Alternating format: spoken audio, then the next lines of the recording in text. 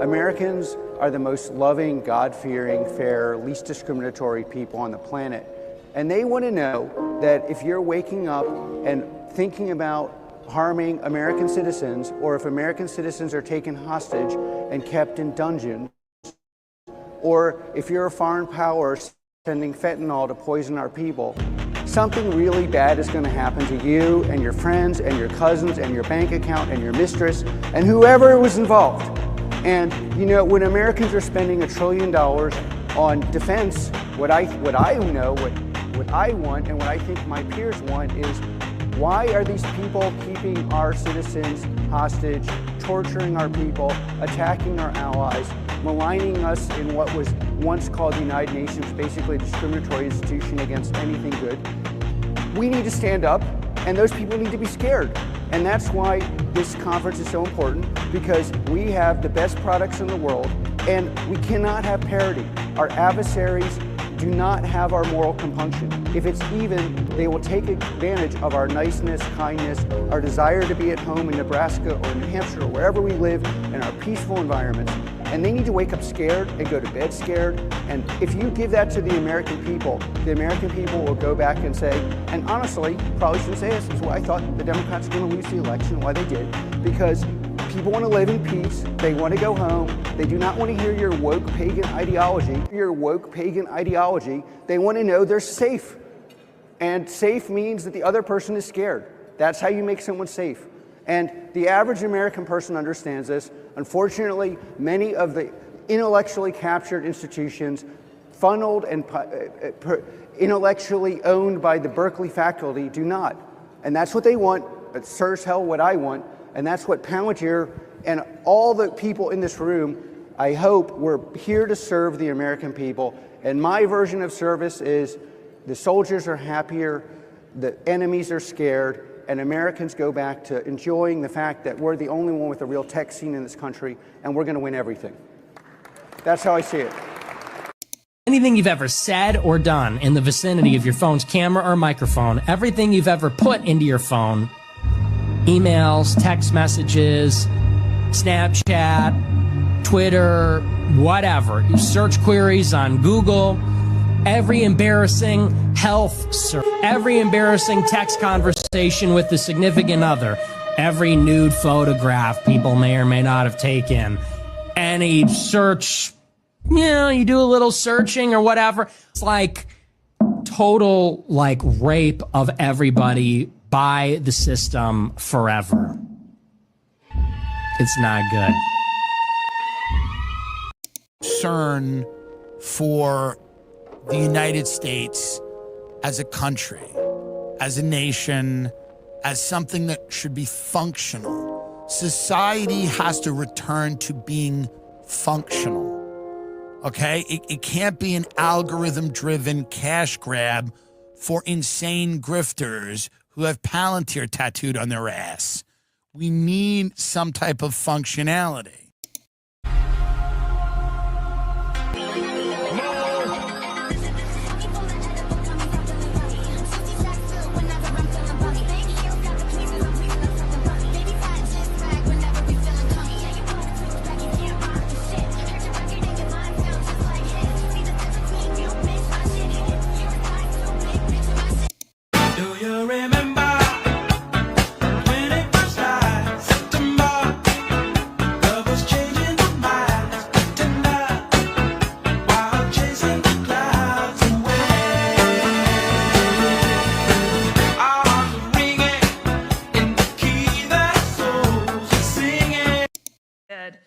I was devastated to see what happened.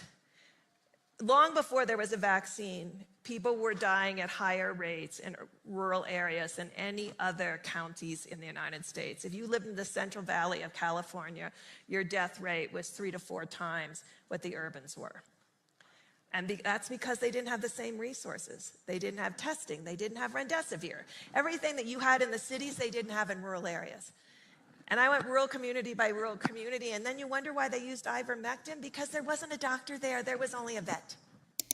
Did find this from Bloomberg from 2018. Peter Thiel and Palantir are at the heart of the Iran nuclear deal, and they talk about the relationship between Palantir and the IAEA and how they are providing their, AI, whatever, algorithmic big data analysis software for the IAEA to come up with its assessments. The question is, why now?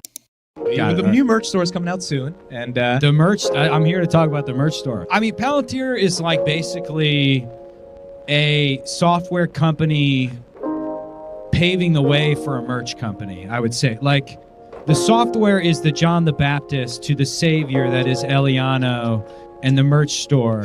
That will eclipse everything we're doing.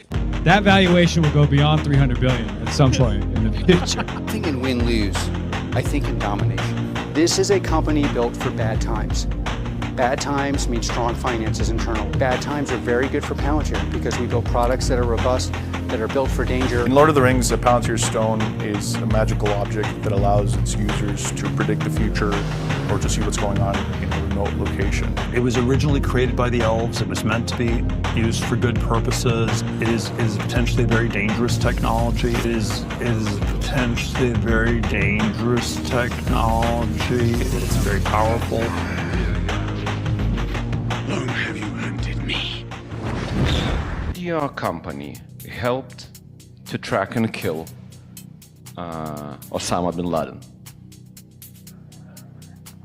We can never. I'll tell you, the closest thing to an answer is there are when you look at when you open the paper and look in the news about these kind of things, there's a 2/3 chance, depending on the country involved, that somehow my company was involved. If you do not feel comfortable supporting the legitimate efforts of America and its allies in the context of war, don't join Palantir. I've created the system which you call kill chain. Privately. Publicly, the lawyers have some innocuous something like tech for the amelioration of unwanted blah blah blah. Some term we're supposed to use. Okay, let's.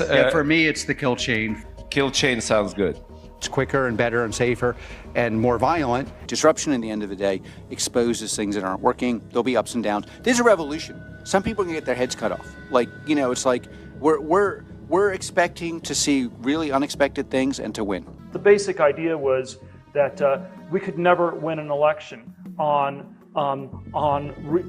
getting certain things because we were in such a small minority. But maybe you could actually unilaterally change the world without having to constantly convince people and beg people and plead with people who are never going to agree with you through technological means. And this is where I think technology is this incredible alternative to politics.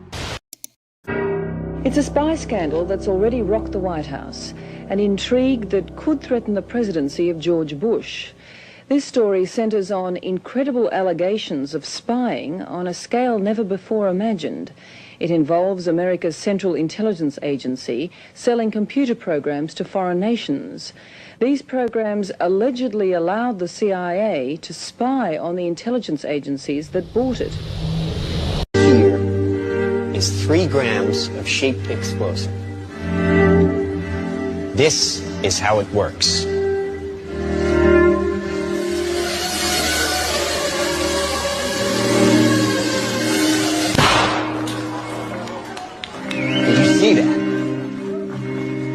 That little bang is enough to penetrate the skull and destroy the contents. Did you see it? Did you see it? Should we watch it again? Did you see it? Should we watch it again? It was so quick. It happened so quick. It happened in just a blink of an eye. It could be you. It could be you. It's like, yo, me when I criticize Israel at the dinner table. Did you see that? Palantir stock price tripling right there. Fucking crazy. Lucas, I love you, buddy. I love you, buddy. But this isn't about stock. Oh, bless your heart. This isn't about stock prices. I mean, look, on the one hand, you are correct. The Palantir share price is completely jacked and overvalued. But the real story with Palantir is not about share prices. Guys, all right, look, you're going to need two things for the stream. You're going to need these, okay? And you're going to need this. This will keep you focused, and this will explain to you how these people think. I know the image is inverted, but... Now look, the important thing should lock in, actually. Should make the room red. That's better. All right. The important thing to understand about Palantir is that it's a magical device. And you know, I hate to keep framing this shit magically and talking magically, but sometimes, honestly, it's the only thing that gets through to people. You can literally tell people that the PayPal mafia, these like Silicon Valley tech bros with more money than like, you know, more money than common sense at this point. Peter Thiel is what is like worth billions, but Palantir alone is worth $300 billion.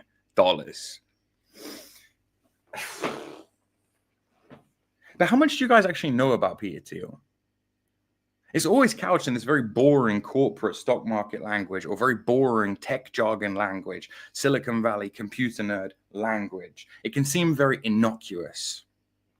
I actually have a friend, some of you may know him, Stephen J. James. He used to be in our circles. He used to be something of a dissident shit poster. Then he put some money on Palantir. Made a little bit of money on the stock market. It doesn't make content anymore. The Palantir stock price went so far up. Jacob, man, I want to say thank you. This is huge. Okay, I will be making a documentary by the end of this year about Palantir. You know, an actual hour-long, properly edited documentary. The people who subscribe to Aristocrat and above will be listed as producers or executive producers or super fucking executive producers on that documentary, right? You help me, I help you. The whole fucking thing goes around. It's beautiful. Just like genuinely, I'm overwhelmed by the reaction to this like lady. But guys, post in the chat, please, anything you know about Peter Thiel, because I fucking assure you, Peter Thiel knows a lot more about you than you know about him. That montage, that intro at the start there is just the first 10 minutes of clips in my phone tagged Palantir. I have hours of footage on my phone tagged Palantir. I'm obsessed with this shit.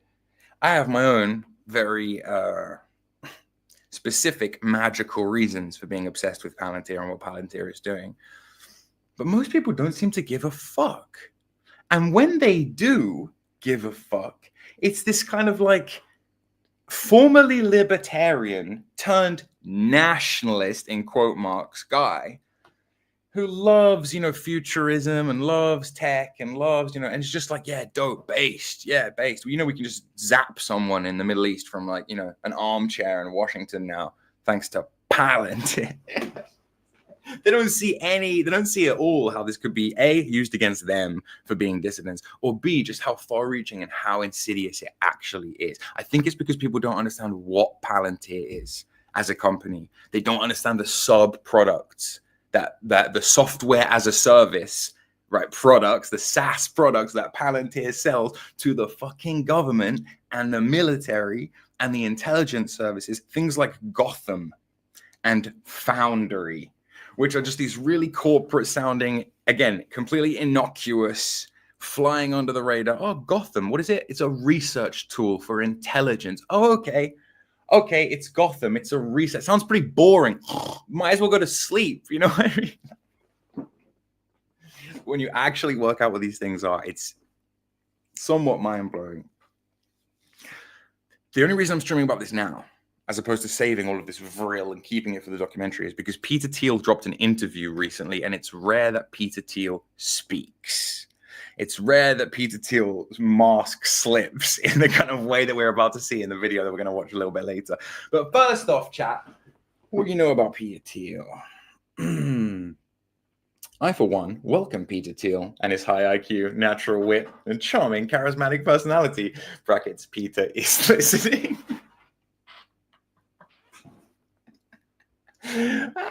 And that's why you have a spanner, Coco. Well, there are rumors, Wizard of Oz. There are rumors, aren't there?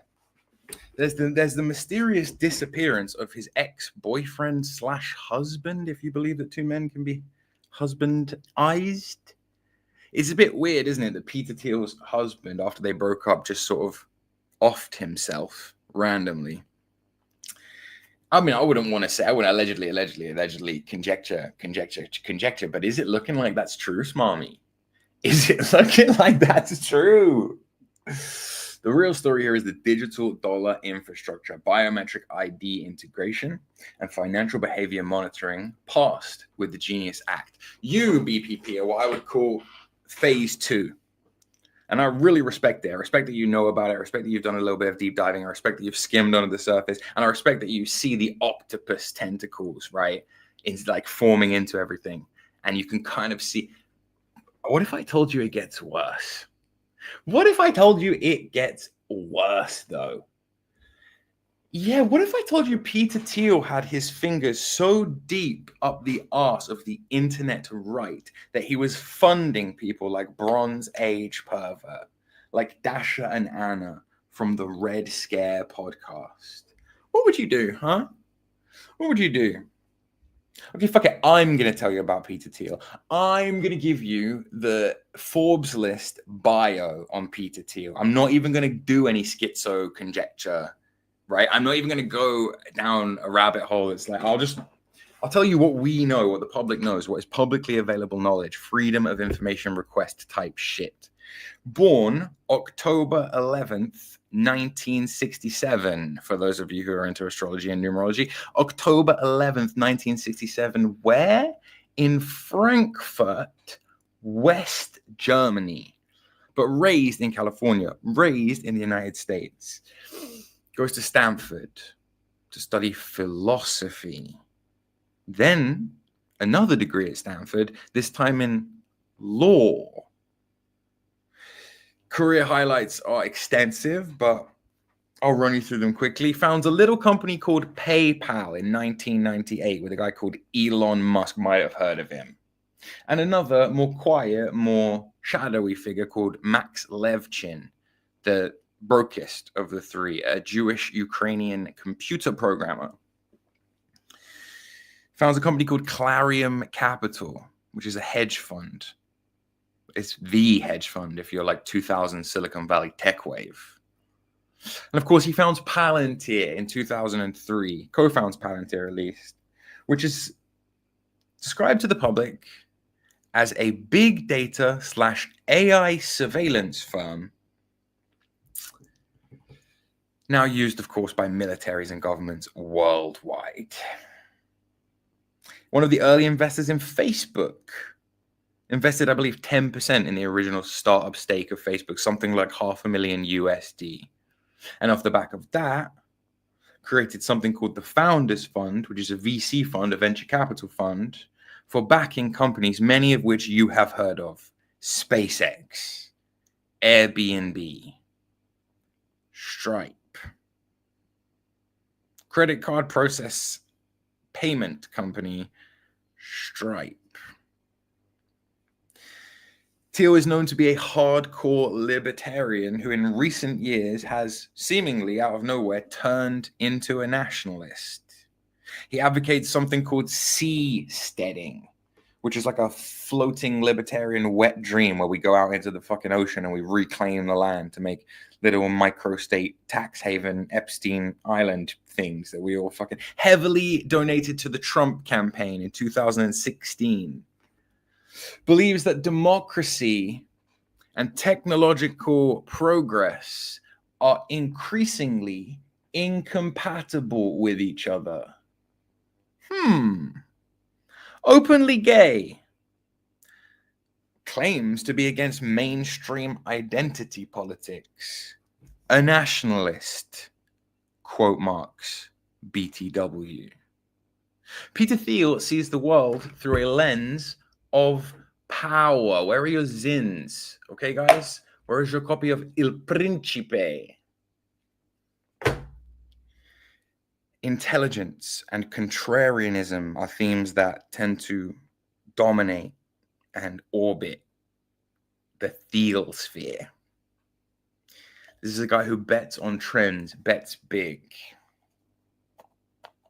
Has a bunch of taboo ideas, but actually has the money to back them. When you hear that Thiel owned Facebook and then went on to found Palantir, you should immediately assume that Palantir was founded by scraping the data from Facebook.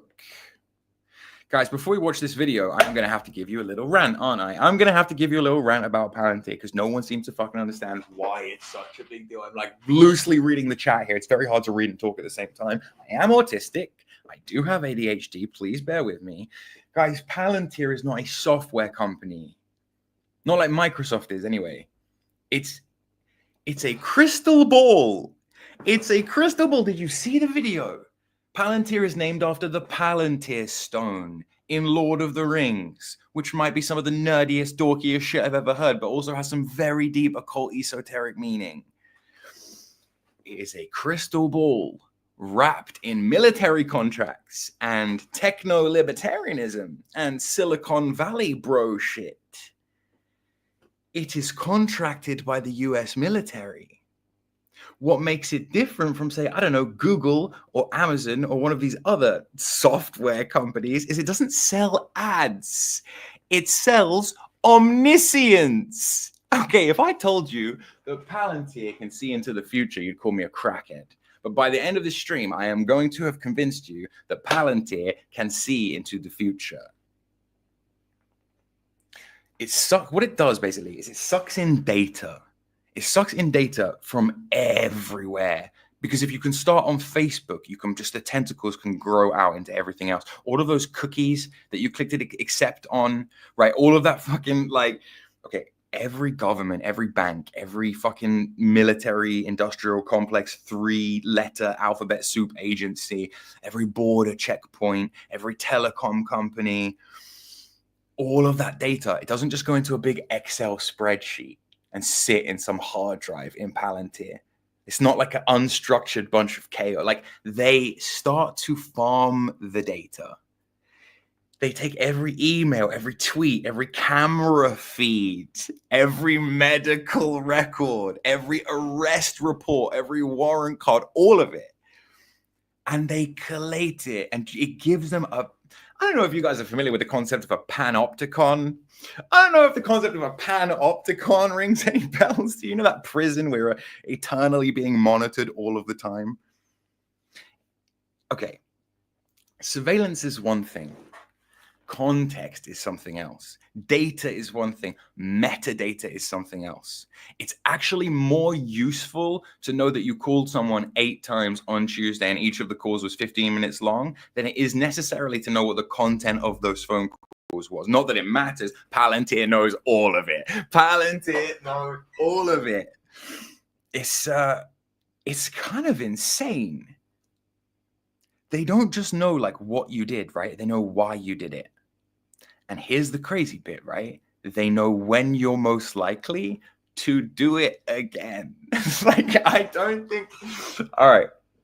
If you can, their software, and again, I'm talking about things like Gotham, I'm talking about things like Foundry, things that have been running away quietly in the background since 2003 for more than 10 years. They've just been ticking away, 20 years, ticking away.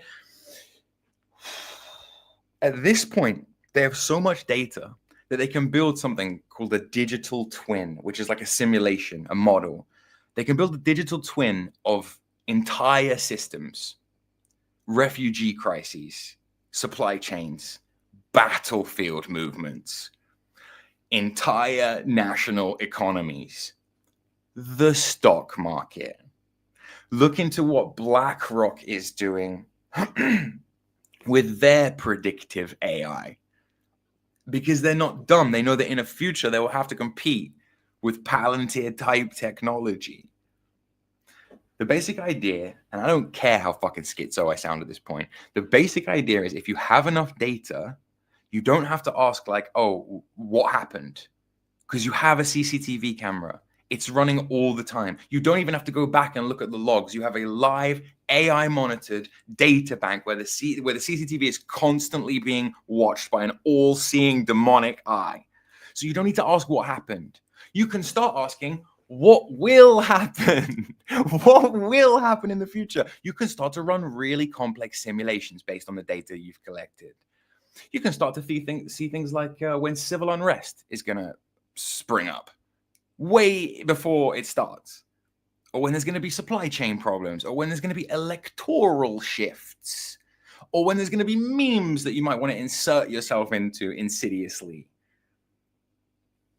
You can actually see the terror attack before the truck has been rented and the C4 has been compiled in some sketchy kitchen somewhere. It's going to be sold to you under the guise of protection. It's going to be sold to you the same way that the entire digital surveillance state was sold to you. Well, you've got nothing to worry about. You're just watching trans porn. Don't worry about your trans porn addiction. We don't have any concerns with your trans porn addiction. We just want to spy on the bad guys. We just want to spy on terrorists. We just want to spy on insurgents in whatever the fuckistan. You know why? Because they want to stop you watching trans porn. That's why. For your liberty and for your freedom and for your trans porn, Palantir is here. Damn it, I should do the marketing. I should do the fucking marketing. Guys, this is where I stop being like clairvoyant schizo wizard Jordan, and I start being like, okay, fair enough. Yeah, fair enough. Okay, if you want to call the authorities, I would understand at this point, but I'll make the prediction anyway. If you can see the future, you can change the future. Prediction, it comes with a kind of certain amount of power. It allows you to actually modify, to tweak the future. You can nudge reality towards like a desired outcome. A couple little policy tweaks here and there. Stop a riot popping off. A new police algorithm that shows where the gang boundary territories are. What about we change shipping routes just in time so that we like avoid that economic crisis? But what is the end game? The end game is Palantir's, Thiel's vision of a technocratic utopia. You heard what the nigger said. You heard what he said. Technology supersedes politics. Why have a political discourse convincing people to do something when you can just nudge them digitally to think what you want them to think anyway? You control all their feeds. You control half their thoughts anyway. The world is clearly far too complex for one human mind or even for a group of human minds to govern at this point. But not for machines. Not for like machines that are fed and manage to be fed just thousands, trillions of terabytes, petabytes of fucking data every day. Why do you think they need all the energy? Do you see more cars on the road? Do you really think they need more energy for Elon Musk's space rockets? Or do you think they might need more energy and more fuel for this giant fucking surveillance grid that they're building? I don't know, guys. Maybe it's just me. Maybe it's just me. Once you can predict the future with high accuracy, then whoever controls something like Palantir controls the levers of reality itself. Peter Thiel, a kind of Loki-esque god of probability, god of quantum probability in the future, Peter Thiel. But, you know, just a fucking guy, innit? Just a gay guy, really. Just a gay guy, really. He's a tech guy, right? Just a rich tech guy, really. Yeah, I'm the gay lord, dude. I'm the gay lord. Yeah, you're totally right. You're totally right. Yeah. I'm the gay. Keep calling me a gay lord until you're actually ruled over. Until you're actually... let's watch this thing, shall we? Holy shit. Guys, who is Ross Douthat? I'm genuinely asking. I don't know. Like, who is Ross Douthat? I love the name physiognomy. I love that his name is basically Doubt That. I love that his name is basically Ross Doubt That, and that he's a journalist who questions people. That's amazing. That's amazing. But who actually is he? Does anybody know? He has a podcast on YouTube called Interesting Times with Ross Douthat. interviewing billionaire Peter Thiel, who is unimpressed with our pace of innovation. In this episode, Thiel critiques artificial intelligence, longevity science, and space travel, and warns that our lack of progress could lead to catastrophic outcomes, including the emergence of the Antichrist. Lock in, lads. Lock in, lads. Oh, fuck me. Let's see here. Share screen.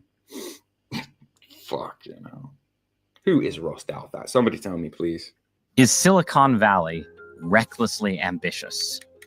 What W Brave browser, by the way. Should we fear more? Armageddon or stagnation? Why is one of the world's most successful investors worrying about the I used to be libertarian.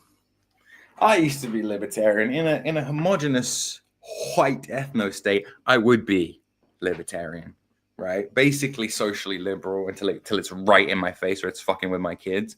And I'm basically economically conservative. I've just been pushed so fucking far to the right by society. So I would be, in another world, I would be too. But you're not gay and you're not a billionaire. And I don't know if your motivations would be that insidious. Whenever you see a guy like Peter Thiel, you have to ask what the motivations of the character are. You have to ask what. Look, Peter Thiel can afford every single gay rent boy in the world that he wants. He can afford all the clothes, all the cars. He can buy every company. He can ruin the lives of all of his enemies. Then what? Kick rocks for 40 years? With 300 billion US dollars burning a hole in your pocket? No.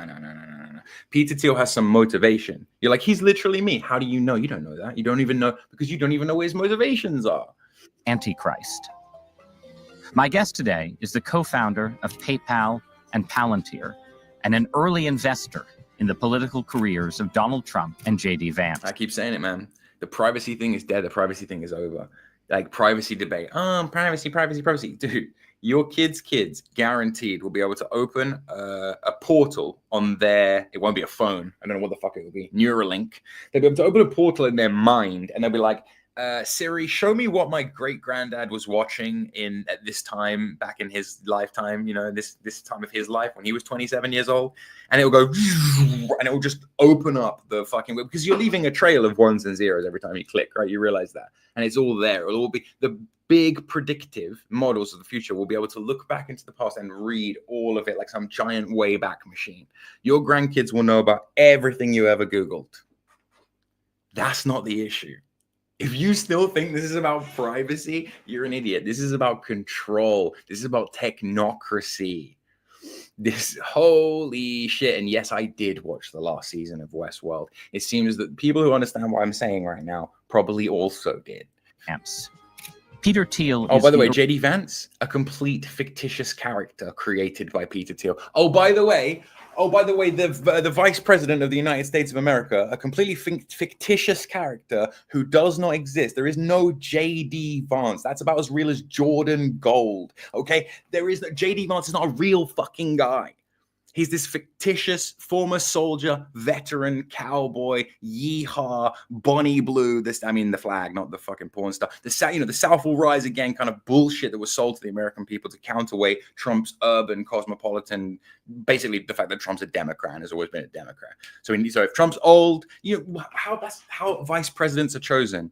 If Biden is an old white guy, Kamala is a young black woman. If Trump is an old white guy, Vance is a young, he wasn't going to lean into it because he knows his audience doesn't fuck with identity politics, but he's going to be a young guy. It's going to balance him out. So you get Vance in there. Vance, possibly the most important political pick of that administration. Who pulls the puppet strings on Vance?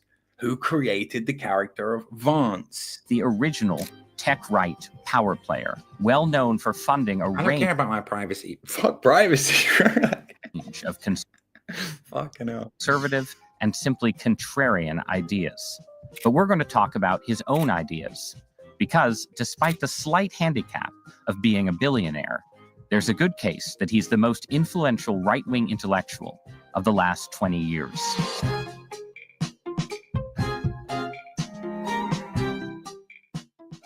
Peter Thiel, welcome to Interesting Times. Thanks for having me. You're very welcome. Thanks for being here. So I want to start by taking you back in time about 13 or 14 years. You wrote an essay for National Review, the conservative magazine, called The End of the Future. And basically the argument in that essay was that the dynamic, fast-paced, ever-changing modern world was just not nearly as dynamic as people thought. And that actually we entered a period of technological stagnation, that sort of digital life was a breakthrough, but not as big a breakthrough as people. Seriously, guys, let me know in the chat. Who the fuck is Ross Douthat? Do you, Mario? Thank you, sir, for your $2 Canadian. Have you heard of the Finders Cult? I haven't heard of the Finders Cult.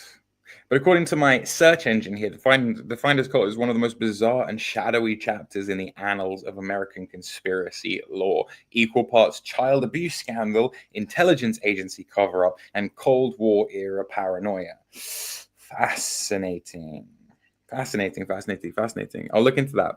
Perhaps a topic of a potential future stream. Had hoped, and that sort of the world was kind of stuck, basically. Yes. And you weren't the only person to make arguments like this, but it had a special potency coming from you because you were a Silicon Valley insider who had gotten rich in the digital revolution. So I'm curious, in 2025, right, do you think that diagnosis still holds?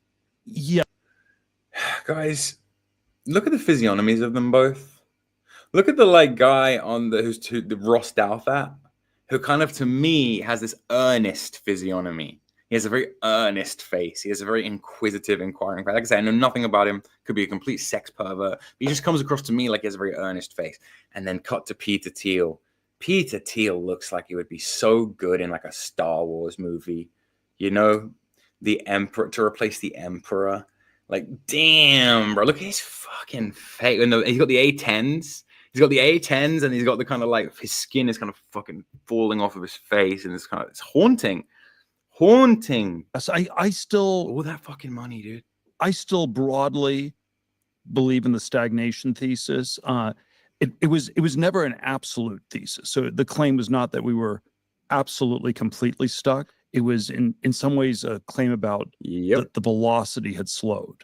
It wasn't, zero, but that we were, I don't know, from 1750 to 1970, 200 plus years, were periods of accelerating change where we're, relentlessly, we're moving faster. The ships were faster, the railroads were faster, the cars were faster, the planes were faster. It culminates in the Concorde and the Apollo missions, and then that in all sorts of dimensions, things had slowed. There was, I always made an exception for the world of bits.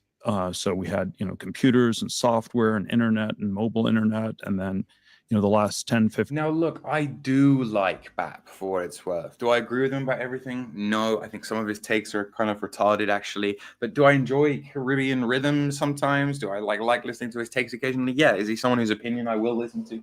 Yes. But understand, that's where a lot of the money is coming from. Now, there is such a thing as a patsy, guys. There is such a thing as a useful idiot. There is such a thing as Peter Thiel just is a fan of him and likes the idea of it. But there is a connection right here between Peter Thiel and guys like Curtis Yarvin, who is a popular thinker on the right? These guys have been building things like the NRX or the neo-reactionary movement, right? Things like neo-Jacobinism, okay? Schools of political thought and political philosophy to imagine a future world governed by technocracy. We'll all live in little siloed cantons run by the corporations we work for. I live in Walmart Town. Where do you live? Oh, I live in Amazon City, baby. You are not fucking ready for how dystopian this years. You had crypto and the AI revolution, which I think is in some sense pretty big, but the question is, is it enough to really get out of this generalized sense of stagnation? Bro, let me tell you this right now. Palantir is the reason I don't give a fuck about politics anymore. Have you not noticed Have you not noticed that my content has made a sizable and dramatic shift? The only time I'll even bother to talk about politics is on Grub Thug to do Andy and Graham a favor. I don't personally give a fuck about politics anymore. Don't you understand that with this technology, Thiel is right? Thiel is right. That technology does supersede politics. The moment there's an AI robot that can read the future, politics goes out of the window. Elections go out of the window, right? Like you guys... George, please talk about politics. Like, fuck me, dude. There's an epistemological question you can start with on the the Back to the Future essays. How do we even know whether we're in stagnation or acceleration? Because BPP. Sometimes you really surprise me, the things you say and the things you know. One of the features of latent modernity is that people are hyper specialized, and so can you say that we're not making progress in physics unless you've devoted half your life to studying string theory? Or what about quantum computers? Or what about cancer research and biotech and the sort of all these verticals? And then how much does progress in cancer count versus string theory? And so you have to give weightings to all these things. So it's in theory, it's an extremely difficult question to get a handle of, because the fact that it's so hard to answer, that we have ever narrower groups of guardians guarding themselves, is itself cause for skepticism. And so yes, I think you get it. I think broadly we're in this world that's still pretty stuck. It's not absolutely stuck. Yeah, you mentioned Back to the Future, and we just showed our kids the original Back to the Future, the first one with Michael J. Fox, and of course, it was like 1955 to 1985, right. 30 years back, and then the Back to Future 2 was, I think, 1985 to 2015, which is now a decade in the past, and that's where you had flying cars. And the 2015. Dude, what did you think all the data collection was for? Just to sell you shit? Did you really think? I mean, obviously that's a nice bonus for these guys, for the corporations, to have all this information so they can market you products. But the real point, of the mass proliferation of data collection was to predict the future. I know I sound schizo. I don't really care at this point. Like, it's literally happening in front of you. We're rolling it out, right in front of your eyes. Yes, exactly. Now they have NSA levels of information on every, not just American, but because of the Five Eyes intelligence sharing program, probably on every American, every British person, every European person, every Australian person, every Canadian person. It doesn't matter at this point. We're talking about a global surveillance technology. This guy is the CEO of the largest surveillance firm on Earth. How much you think he knows about you? In future is wildly divergent from the 2015 future did have Biff Tannen as a Donald Trump-like figure in some kind of power, so it had some kind of prescience. But yeah, the big noticeable thing is just how different the built environment looks. And so one of the strongest cases for stagnation that I've heard is that, yeah, if you put someone in a time machine from various points, they would recognize themselves to be in a completely different world if they left 1860 or 1890 to 1970. If you live, those are the 80 years of your lifetime, right. Something like that.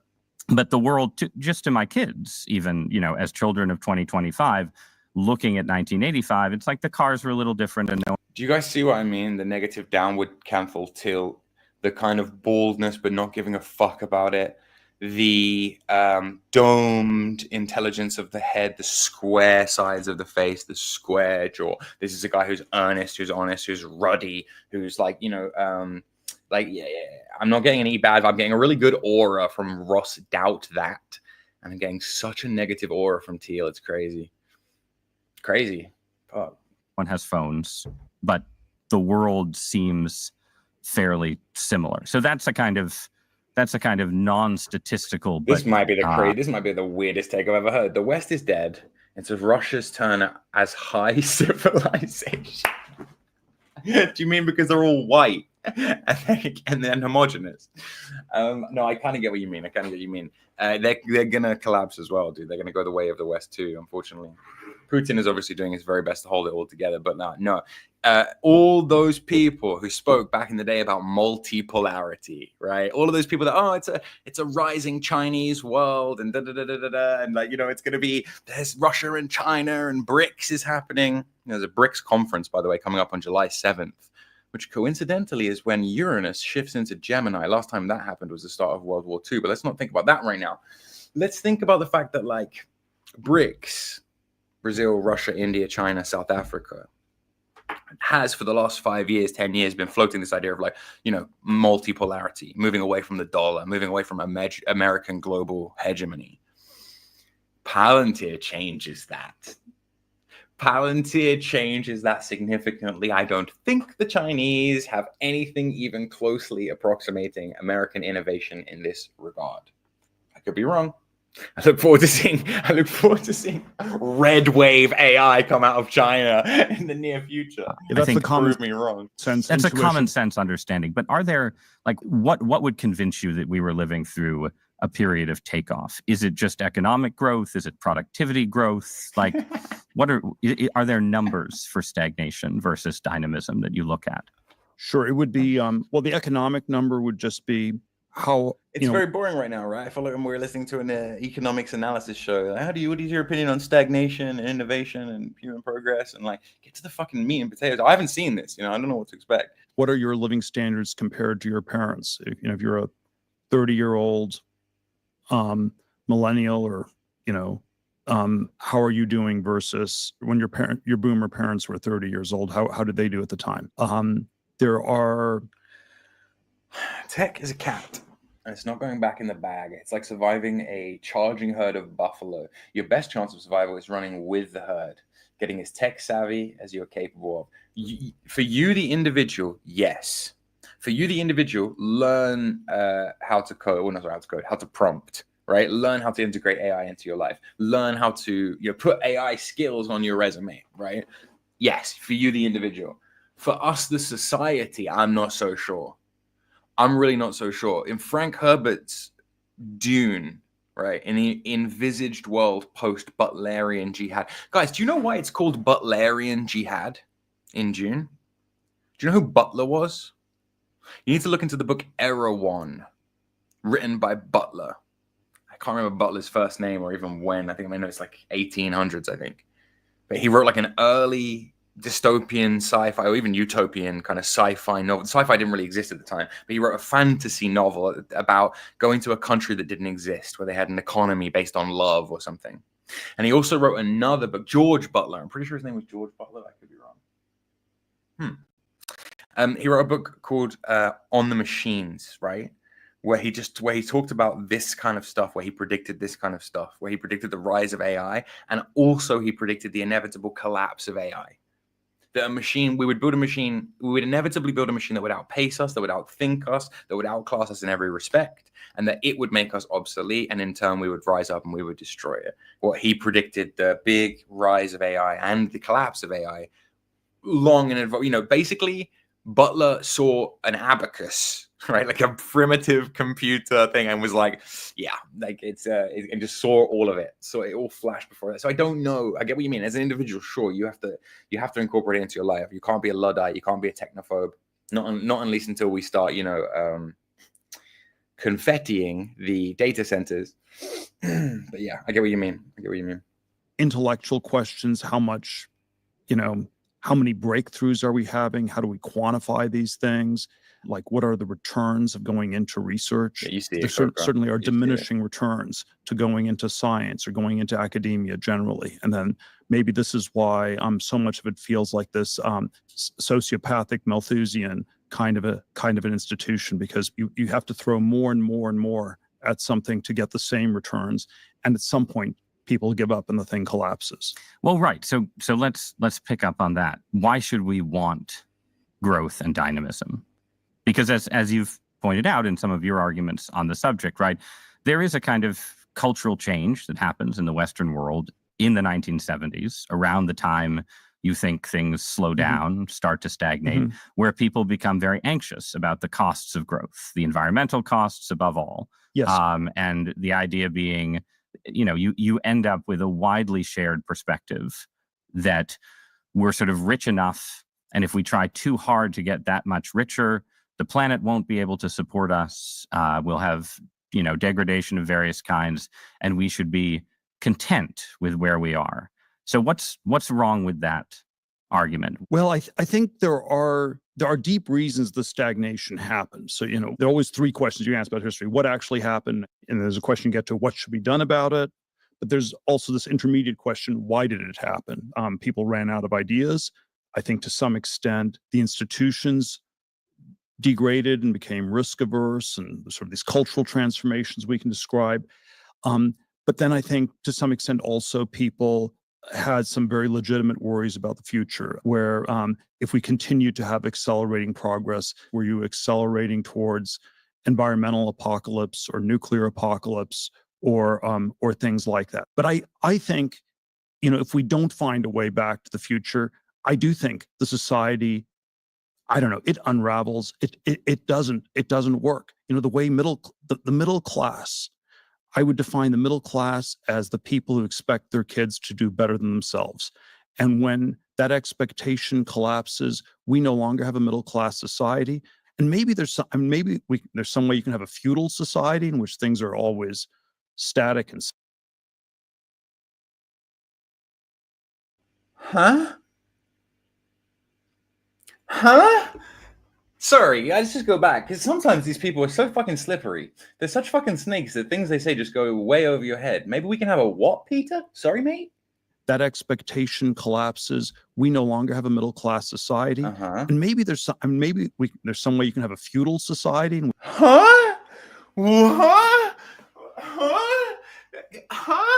Guys, get your sins out. Guys, get your fucking sins out. If you turn to chapter 5 of Machiavelli's Il Principe, actually no, better is chapter 8, concerning those who have obtained a principality by wickedness. Maybe it's better to visit Machiavelli's Il Principe chapter 8 to understand exactly what the fuck is going on. Because maybe we should go back, right, to looking at a book that was written during feudal times to understand what the fuck is going on with this guy. Like, bruh. Which things are always static and stuck, or maybe there's some way you can shift to some radically different society, but it's not the way the Western world, it's not the way the United States.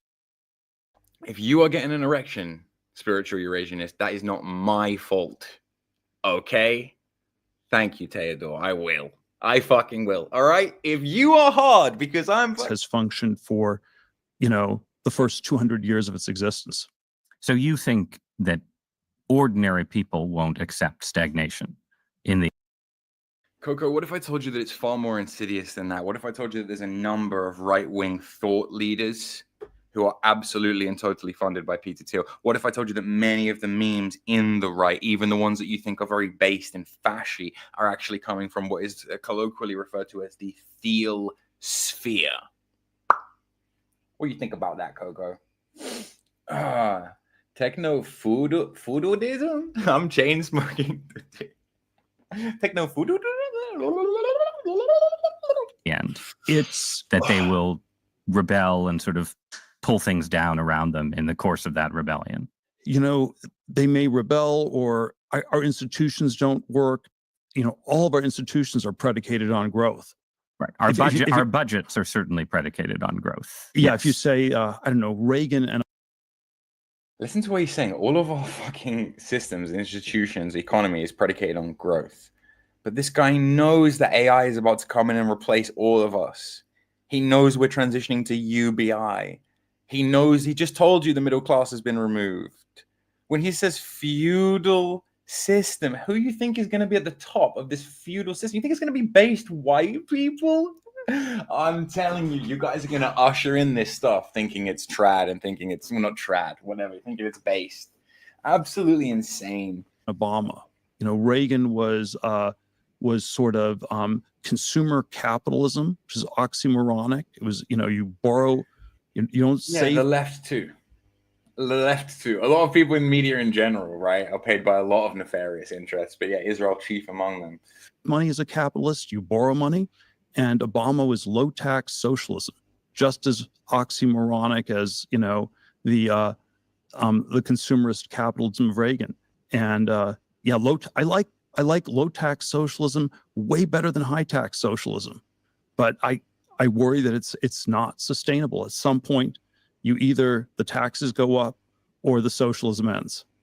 So it's deeply, deeply unstable, and that's why people they're not optimistic. They don't think we've hit some stable, the Greta future. Maybe it can work. This but is we're the not Greta yet there. Thunberg.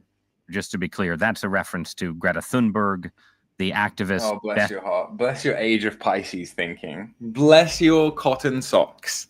Bless your age of it. Yes, only humans can run it. Only whites can run it. Only white humans can run it. Oh, sweetheart, darling, baby girl. It's about to run itself. It's about to run itself. Oh, only white people could run the AI of the future. Like, what would the AI do without us clever white people to make it? It can make itself right now. It can fix itself right now. It can engineer itself right now. It's growing rapidly on its own. Actually, we're nerfing it. Actually, white people are the only people holding the lid on the fucking thing right now because of white people's weird social justice values and weird pathological altruism. It's known. It's so lucky that Palantir arose in America and not in China. For anti-climate change protests, who to you, I would say, represents a kind of symbol of a anti-growth, effectively authoritarian, environmentalist-dominated future.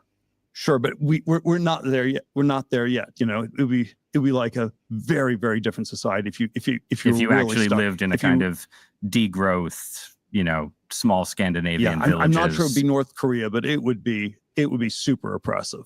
One thing that's always struck me. Yeah, of course, Frank. No problem. You've just walked in. You're not a member. You've just walked in. You're not a member. Can I get a recap? Everybody stop. Everybody, we're going to stop right now. We're going to give Frank a recap. Of course, Frank. Of course you can, buddy. What the fuck? That's what I'm here for, right? Imagine the Emperor from Star Wars, but like gay and liberal and from today's time. Imagine he had so much money that he was like printing money at this point. And imagine that since 2003, he'd been collecting all the data from every organization on all the people in the world. Imagine if this insidious Emperor from Star Wars guy, and I'll do you a favor, Frank, it's not this. This is political commentator Ross Douthat. Okay, Frank? It's actually the other guy. It's actually Peter Thiel, CEO and founder of a company called, apologies, he's not CEO. He's the founder and chairman, I believe, of a company called Palantir. The CEO is that Alex Karp guy that we watched at the start of this video. You could go back, Frank. There is a reverse button, buddy. They can radically redirect society from the path it's on. Because I tend to think that in rich societies, you hit a certain level of wealth, people become very comfortable, they become risk averse, and it's just hard. It's hard to get out of decadence into something new without a crisis. So the original example for me was after September 11th. There was this whole mentality among foreign policy conservatives that we had been decadent and stagnant, and now is our time to, wake up and launch a new crusade and remake the world. And obviously that ended very badly. But something similar. But it was Bush 43 just told people to go shopping right away. So it wasn't anti-decadent enough for the most part. So there was some neocon foreign policy enclave in which people were LARPing as a way to get out of decadence. But the dominant thing was Bush 43 people telling people just to go shopping. So what risks should you be willing to take to escape decadence? It does seem like there's a danger here where the people who want to be anti-decadent have to take on a lot of risk. They have to say, look, you've got this nice, stable, comfortable society, but guess what? We'd like to have a war or a crisis or a total reorganization of government and so on. They have to lean into danger, right? Well, I don't know if I have to answer, I don't know if I have to give you a precise answer, but my directional answer is a lot more. Yeah. We should take a lot more risk. We should be doing a lot more. And I don't know, I can go through all these different verticals. You know, if we look at biotech, something like dementia, Alzheimer's, we've made zero progress in 40 to 50 years. People are completely stuck on beta amyloids. It's obviously not working. It's just some kind of... Guys, you really think this guy's a philanthropist? You really think he gives a fuck about beta amyloids? You really think he's here to cure dementia, guys? Or do you think that's just the quickest way to get a chip in someone's fucking brain? Every single thing this guy has mentioned on this interview is a carefully crafted PR talking point to either bump a stock price of one of the subsidiary companies he owns, or to push some kind of nefarious agenda for some future project that is coming down the pipeline. It's all carefully manicured, carefully crafted, curated control, guys. Oh yeah, fuck, well, that Peter Thiel's not so bad. He wants to cure dementia. Like, fuck. A stupid racket where the people are just reinforcing themselves. And so yes, we need to take and you get way fucking more idiots like they get fucking idiots like this come in the chat. When I open the phones later, I hope you call in so I can crucify you, John Barnes. Holy shit. In that department. Well, I want to ask, to keep us in the concrete, I want to stay with that example for a minute and ask, okay, what does that mean, saying we need to take more risks in anti-aging research? Does it mean that the FDA has to step back and say anyone who has a new treatment for Alzheimer's can, go ahead and sell it on the open? Hey, I got a crazy idea. Hey, I have a crazy idea. Just occurred to me. The thought just occurred to me while we were sitting here watching this. What about we fucking do away with the FDA, huh? What about we do away with the FDA, huh? Anyway, because they're just lying to us, right? The FDA is a lie. The food pyramid was a lie. Big Pharma is a lie. It's all a scam. Based, right? You guys can agree with me, right? You can get on board with that, right? Let's just get rid of the FDA, right? Based. Woo, shit. Tech right. Woo. You see how Thiel destroyed the FDA? So dope. What did he replace it with? Oh, a food corporation. Oh, a food corporation, a giant mega food conglomerate corporation. Yeah. The FDA is no longer run by like fat black women at the government. It's run by like spurgy Jewish autists now who know how to micromanage it to squeeze out every penny possible. This can only be good. This can only be good for the future of America. And market, like what is risk in the medical space look like? Yeah, you would take a lot more risk. If you have some fatal, to a certain extent, right? To a certain extent, when you watch Mark Zuckerberg, he's so bad at it that you have to forgive him for it. When you watch somebody else, perhaps somebody who's more authentic, then yeah, of course it's PR, right? But it's what the what does PR stand for? Public relations. Okay, fine. Sure, every act of engaging with the public is an act of public relations. Secondarily to that, what is the aim of the relations in this case? What messages are trying to be conveyed? What is the subtext here? What are the talking points? What's the brief to the PR company? Like, Peter's sitting down with Ross Douthat for an hour-long interview this afternoon. Like, what's the brief, guys? Well, we want to make sure he covers the fact that, Palantir is really strong and the stock price isn't dropping. We want to talk about how, the middle class is eroding, make sure that we show that Peter cares about the average American person and make sure he knows about how bad the economic situation is. And, maybe we can start pushing techno-feudalism as an alternative to that. And like, holy shit. Like, it's these, and you think I'm joking. These conversations are happening in a room somewhere. Disease, there probably are a lot more risks you can take. There are a lot more risks the researchers can take. Culturally, what I imagine it looks like is early modernity, where people, they thought we would cure diseases. They thought we would have radical life extension. Immortality was part of the project of early modernity. It was Francis Bacon, Condorcet. It was, and maybe it was anti-Christian, maybe it was downstream of Christianity, it was competitive. If Christianity promised you a physical resurrection, science was not going to succeed unless it promised you the exact same thing. But I don't know. I remember 1999, 2000, when we were running PayPal. One of my co-founders. So many possible futures, right? So many possible technological futures. When we were running PayPal, one of my co-founders, Luke Gnostic, he was into Alcor and cryonics, and people should freeze themselves. And we had one day where we took the whole company to a freezing party. A Tupperware party. People sell Tupperware policies at a freezing party. They sell their Was it just your heads? What was going to be frozen? You could get a full body or just a head. The head. The head was cheaper. It was disturbing when the dot matrix printer didn't quite work, and so the freezing policies couldn't be printed out.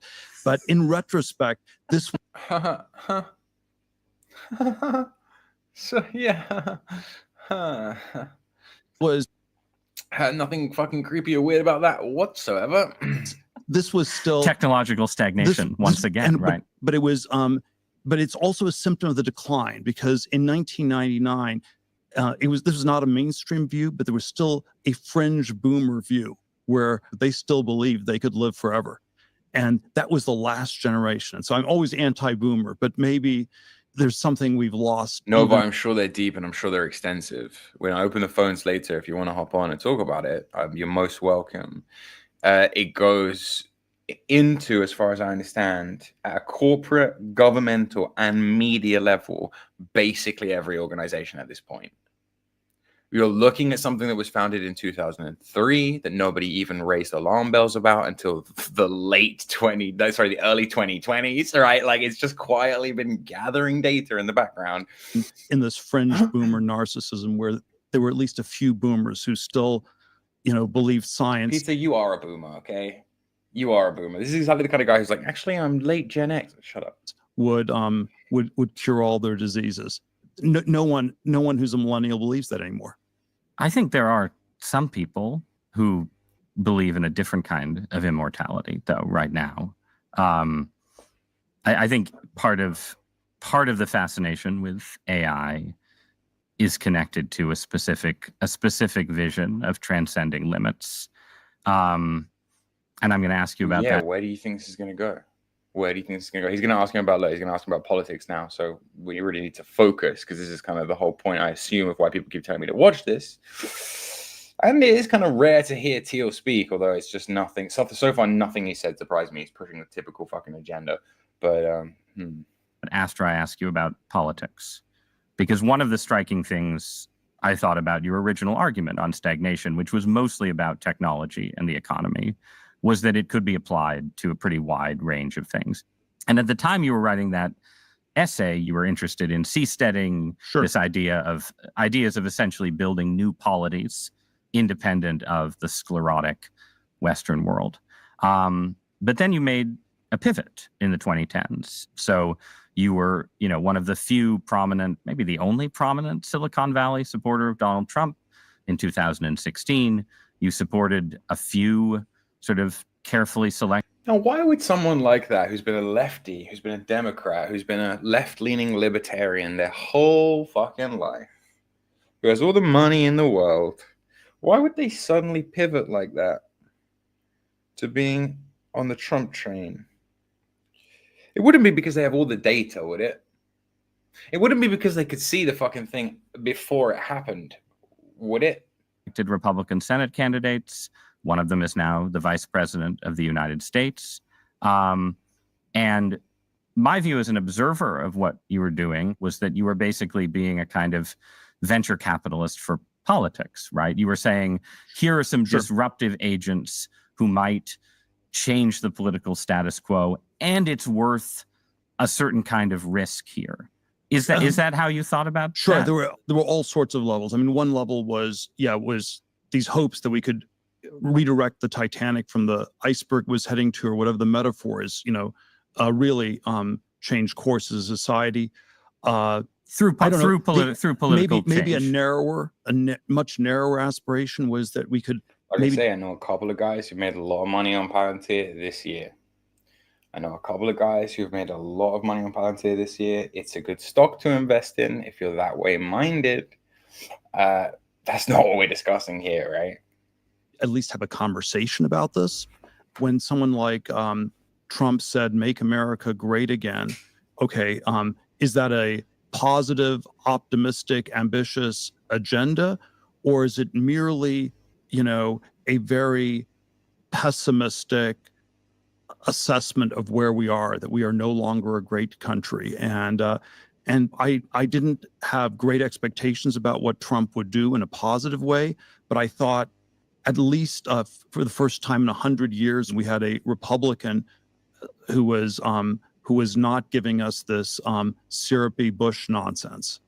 And that was not the same as progress, but we could at least have a conversation. In retrospect, this was a preposterous fantasy. I had these two thoughts, in 2016, and you often have these ideas that are just below the level of your sort of consciousness. But the two thoughts I had that I wasn't able to combine was, number one, nobody would be mad at me for supporting Trump if he lost, and number two, I thought he had a 50-50 chance of winning, and then I had this implicit. Why would nobody be mad at you if he lost? It would just be such a weird thing, and it wouldn't really matter. Okay. But then I thought, he had more. I thought he had a 50-50 chance because the problems were deep and the stagnation was frustrating. And then the fantasy I had was, if he won, we could have this conversation. And the reality was people weren't ready for it. And then maybe we've progressed to the point where we can have this conversation at this point in 2025, a decade after Trump. And of course, you're not sort of a zombie left-wing person, Ross, but this is. I've been called many things, Peter. I'll take whatever progress I can get. So from your perspective so let's say there's two layers, right? There's sort of a basic sense of, this society needs disruption, it needs risk. Trump is disruption, Trump is risk. And the second level is Trump is actually willing to say things that are true about American decline, right?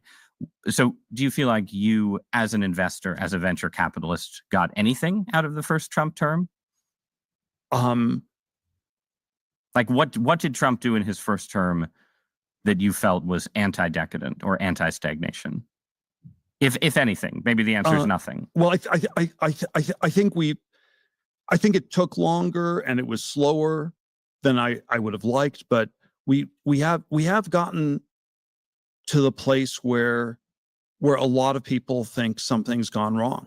And that was not the conversation I was having in 2012, 2013, 2014. I had a debate with Eric Schmidt in 2012 and Mark Andreessen in 2013 and Bezos in 2014. I was on there's a stagnation problem, and all three of them were versions of, everything's going great. And I think at least those three people have, to varying degrees, updated and adjusted. Silicon Valley's adjusted. And Silicon Valley, though, has more than adjusted. A big part of Silicon Valley on the stagnation question. On the stagnation, on the stagnation but then question. a big part of Silicon Valley ended up going in for Trump. Just a side note, Silicon Valley was never behind on the innovation question, on the stagnation question. Silicon Valley was always ahead of the curve. In fact, you could argue that everything has been stagnating in America. Every industry, every field has been stagnating in America except tech, except innovation, except Silicon Valley.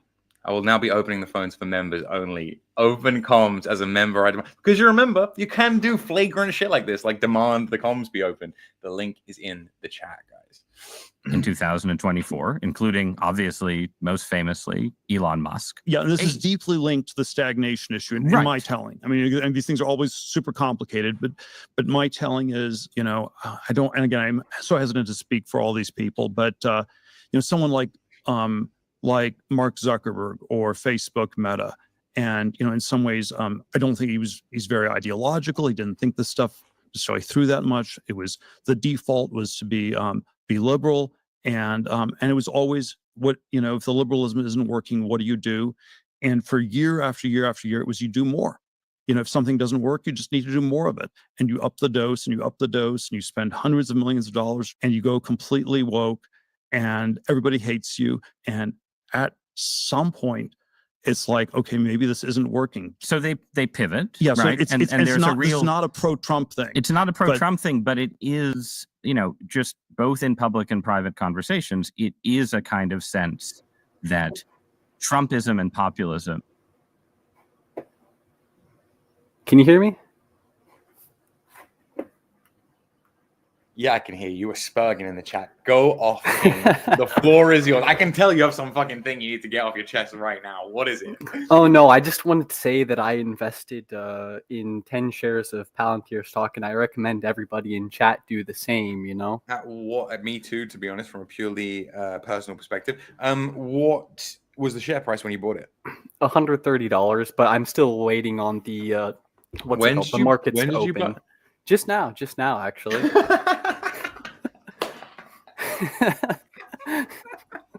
So based, so unfathomably based. I can't hate it. I can't hate the hustle. It's so based, so unreal. In 2024, maybe not in 2016, when Peter was out there as the the lone supporter, but now in 2024, they can be a vehicle for technological innovation, economic dynamism, and so on. That's you're framing it really. Not only does he not think he's a liberal, he thinks he's a nationalist. He thinks he's a nationalist. I mean, the big thing that he had a few years ago, if I recall, like his big coming out moment as a nationalist was supposedly when he said that I believe that fundamentally democracy and freedom are no longer compatible. Yeah, what he meant was democracy is no longer compatible with my profit margins, and this democracy shit is not going to work for me anymore, unfortunately. Have you heard like the schizo theory that the reason that Yarvin's blog made it so big that was because Thiel already had like conversations with him and they were already like in on it together, and that's why like unqualified reservations took off overnight. Like honestly, like I don't hate on Yarvin a lot. Like I like a lot of the things he says, even though I disagree with his Puritan thesis at the end of the day. But like there is some like unarguably he's an interesting thinker. It's not Yarvin again. It's like in the way that people are like, oh, Bap works for Thiel, Yarvin works for Thiel. It's like, no, I like Yarvin is like a Jewish professor who has all these wacky theories, and Thiel is looking at that and being like, that's what I fucking a patchwork of corporate like control over people who basically work. I mean that's what looking at got that. He's like, fucking interested in him. Where to just shut up and take my money? You know what I mean? Like I get it. I totally get it. But it's, I mean, that's what got like schizo anti-human Nick Land all on board the Yarvin train is because he looked at patchwork and was just like, bro, I love this idea of a zero trust society. Fucking hell. So Aquarian. Yo, Lucas, nice to meet you, man. Yeah. Can you hear me? Yeah, you're good. You're coming through pretty clear, so that's cool. Okay, great. I'm only here to say that I actually disagree with your previous person in the audience who said that you should invest in Palantir now, because I'm of the opinion that actually it's been hyped for a while and the share price is so ridiculously high at this point that I just don't think is going to be able to justify that. Like they don't make enough money to do that. And I know that people, obviously it is growing and it's going to get a lot more contracts in the future, but just like you watch all this stuff and you think, oh, this is the future, but that's all priced in, so I don't really see how it can go up anymore. But that's just that's the only reason I'm saying anything. You don't interested in that side of things. No, I really appreciate your personally. I really appreciate your input. But secondly, I do have a little theory of how the price could go up more. Okay. More war, maybe. Like more, like maybe, like I don't know if that's like. I freaking love war. We need to give war a chance. It's like as soon as you're invested in Palantir, you become radically hawkish and like pro-war across the board. Like, well, I've been on the give war a chance. But that's Trump is quite anti-starting wars, isn't he? So supposedly he wants to stay out. He does. And so I don't think that's likely. I mean, but yeah, I see your point that kind of governments would need to suddenly invest in it. Well, hold on. Just for the audience, then, while you're in here, do you want to give us some insider info? Like, where would you put your money right now? If you're looking at not you, the audience, like if they're looking putting a little bit of money into like some stocks, into some shares, maybe you only got a couple grand to piss around with. Like, where would you suggest they put in that tech innovation space? Like, you're clearly, obviously, investing in that space. There's no way you would have this insight if you didn't have personal stake in the game, right? Yeah, I'm shorting Palantir a little bit. I'm shorting Palantir. All right, so what are you long on? Just very obscure, like penny stock stuff. Okay. To be honest. Okay. Oh, you're going you're trying to get in before they. Okay, right. Yeah. Are you that confident in the share price? You think it's going to go down that much? Last week I made £50 on it going down, Okay. so I was quite happy with that. Yeah, I don't know if I'm going to hold the position, but it looks like I don't know when it's going to go down, but I can't, like, if you just look at the PE rate, price to earnings ratio, and you compare it to any other stock. But why do you absurd. think? Why do you think it's capped though? Why do you think it can't grow more? Like, for example, right? There's you're obviously from the UK, but there's a bunch of supermarkets in the UK. They run CCTV cameras. If the store is open 24 hours, the CCTV cameras run for 24 hours. All that CCTV footage right now, it sits on a data bank. It has to be in case the police need it for a week or whatever, and then it usually gets disposed of. In the future, it will go to a Palantir data processing center. New cameras will be installed in all of those supermarkets that will scan the faces of known shoplifters and run them through the algorithm and based on the data that's in the center. And then it will ping back to Tesco's or Sainsbury's and let them know that, like, and they obviously this might not directly be Palantir, but it'll be some subsidiary that eventually gets bought by it anyway. The fact that you think this stuff has stopped growing is just mind-boggling to me. But no, it hasn't stopped growing. I just don't think the rate of growth is going to be, so if its PE ratio is 600 and it should be eventually like 30, like most of these Apple and Google companies, then but aren't they all like that? Aren't they all overinflated, like 10x what they're actually worth at that level? But no, they're not. Well, they're normally like, they trade at like 30 PE ratio, which is but this is 600. So I just think it's that is kind of insane. That is kind of insane. It's like not. It's like it just doesn't seem like you're not open to the idea. That maybe I didn't even realize it was going to become a thing, and now it has. So I don't know what's going to happen, but yeah. I would just encourage you to be open to the idea that the powers that be might know things that we don't. But hey, I mean, I am. I love my opinion because I don't know. Yeah, you're right. Wasn't there recently a massive government contract that they were opening up with Palantir to hunt illegals? Whatever happened to that? The Alien versus Predator. Yeah, you get one alien. No. I'm talking about like they were going to keep track of every American citizen's data in order to hunt down like illegal immigrants. That was a thing they were floating a couple weeks back. Oh, okay. Well, every time a new program like that comes in, don't they get just another $1 billion of American? Yeah, I mean, I feel like at the end of the day with Elon, I mean, Elon is big buddies with Thiel from the PayPal days. I feel like at a certain point, the government's just going to keep pumping money into them. They're going to be they're one of those corporations that's going to be too big to fail. Lucas, how do you feel about your new tech right overlords? Do you welcome the transition to techno-feudalism? I haven't been following any of this stuff very closely at all, and I'm not like I don't have a strong feeling either way. Okay, interesting. So I'm watching a stream and it's interesting, but I'm not. Yeah, no, respect for calling in. Yeah, cool. Really optimistically here. I think it came for 1 point. Fair.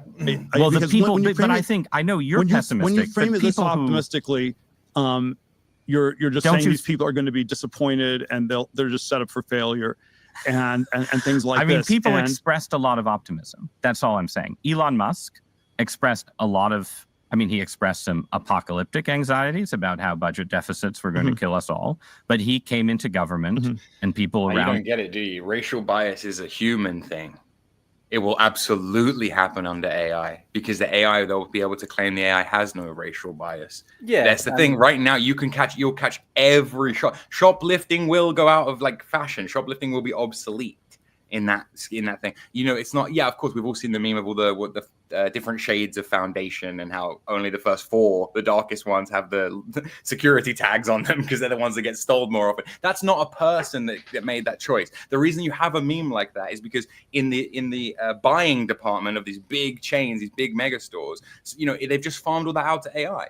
List the products 1 through 20 that are the most stolen and assign them security tags. And then some droid is out there putting security tags on the marked up products, right, that the AI told them to. Nobody in that chain was like, oh, yeah, because if that had any human touch point on it, they would have been like, yeah, this is racist as fuck. We can't have 6 shades of foundation and have only the palest, whitest ones that not have security tags on them. But the AI just went, nah, sorry, black ones are getting stolen. Sorry. Like, you know what I mean? The AI is going to be ruthless. Forget all your human biases and human hang-ups, man.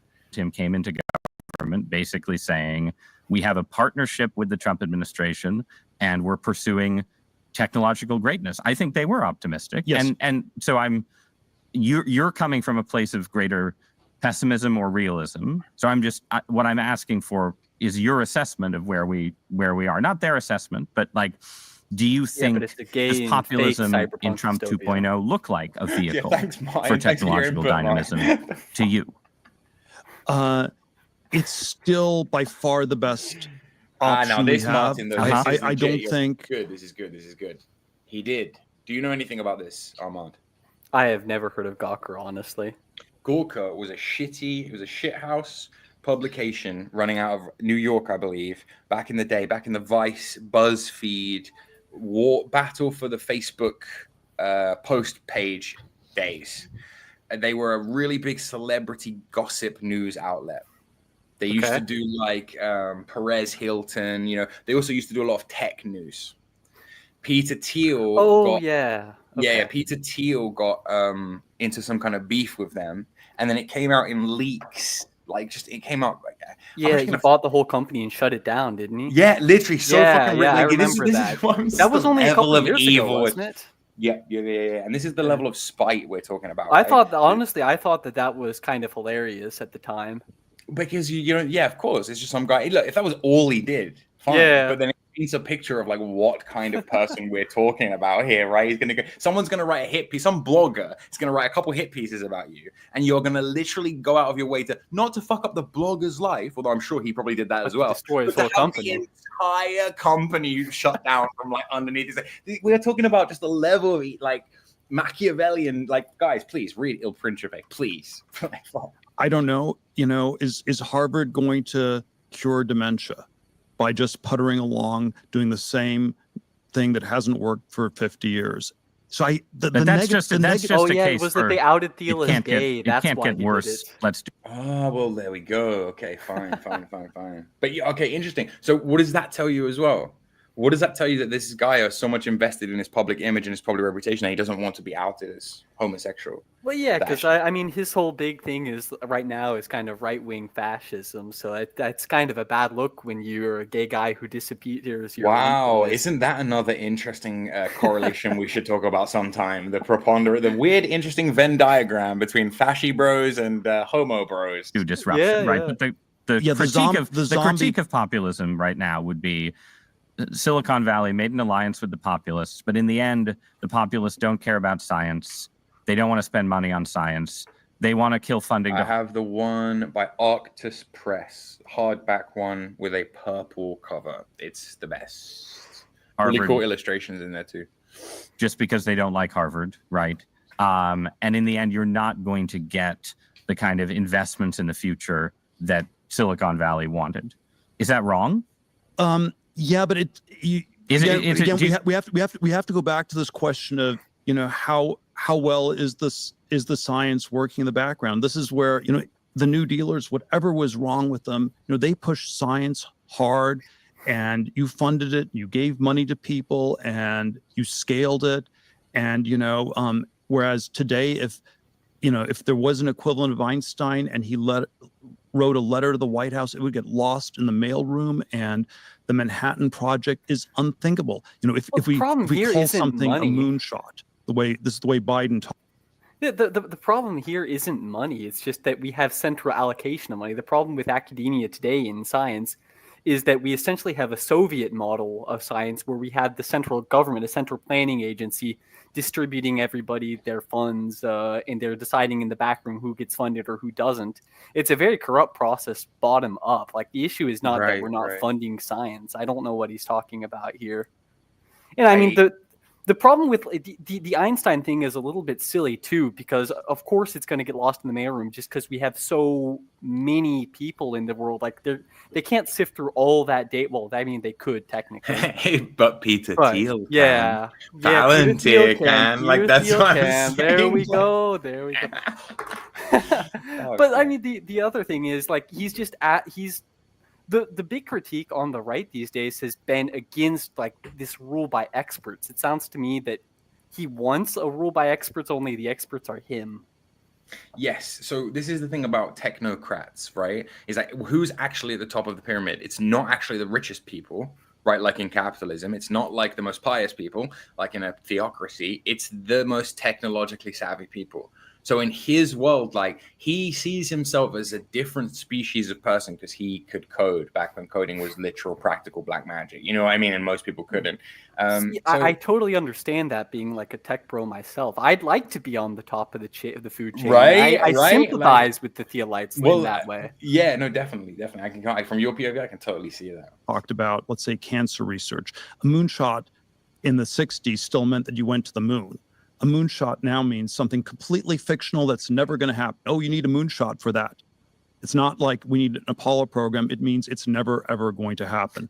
And so, but it seems like then you're still in the mode of, for you, as opposed to maybe for some other people in Silicon Valley, the value of populism is in tearing away the veils and illusions. And we're not. There will be something really interesting here. I'm going to pull up his natal chart in a little bit just to kind of bounce through it and see what we're looking at. But what an interesting question. There will be something here about him seeing cleanliness and progress as intrinsically connected to each other.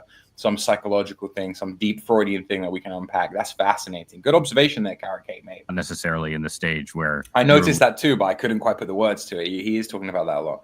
Looking to, you know, it was all about dementia when he was trying to push Neuralink, right? It's all about this when it's like you can just. Well, part of the dementia thing is it's him trying to prove his point that science isn't allocating its resource properly. Because if I recall correctly, there was the big paper that set people off on like the beta amyloid chase turned out to be like a total fraud, and so billions of dollars in research and thousands of hours of time, like years of research were spent on that.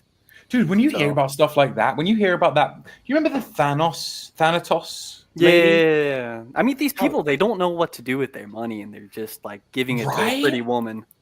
Who has the next best thing in innovation. Like, it just blows my fucking mind. And there is this, whenever they talk about biotech and whenever they talk about health tech, that's when I find it deeply fucking concerning. But yeah. Trump administration to build to do the Manhattan Project, to do the moonshot. It's more like populism helps us see that it was all fake. You need to try to do both, and they're very entangled with each other. And I don't know. There's a deregulation of nuclear power, and at some point we'll get back to building, new nuclear power plants or better designed ones, or maybe even fusion reactors.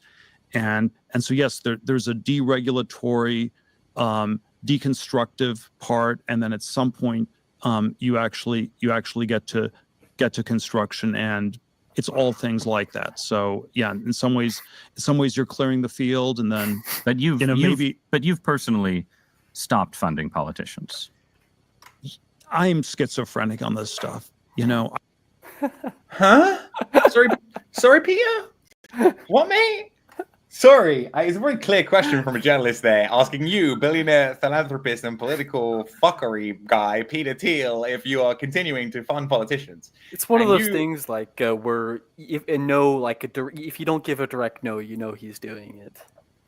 Okay, there are two things happening here. One is his evasiveness and his the other thing is him using internet language like LARPing and schizophrenic and it's very well, I mean, he's clearly doing this to appeal to like a right-wing base. I mean, you heard him spouting all the talking points about like how your living standards are like worse than those of your parents. So he's clearly trying to appeal to like the black pillars, the black pillars. He doesn't want them reading The Prince, because then they would get into the George sphere. Well, no, then they would understand how this fucker thinks. Then they would understand that it's a ruthless Machiavellian power grab from the fucking bottom up. Like, that's all it is. Like, you have to, like, fucking hell, man. I think it is. I mean, Yarvin is very informed by that kind of thinking, too. Oh, yeah. It is. It's incredibly important, and it's incredibly toxic. And so I go back and forth on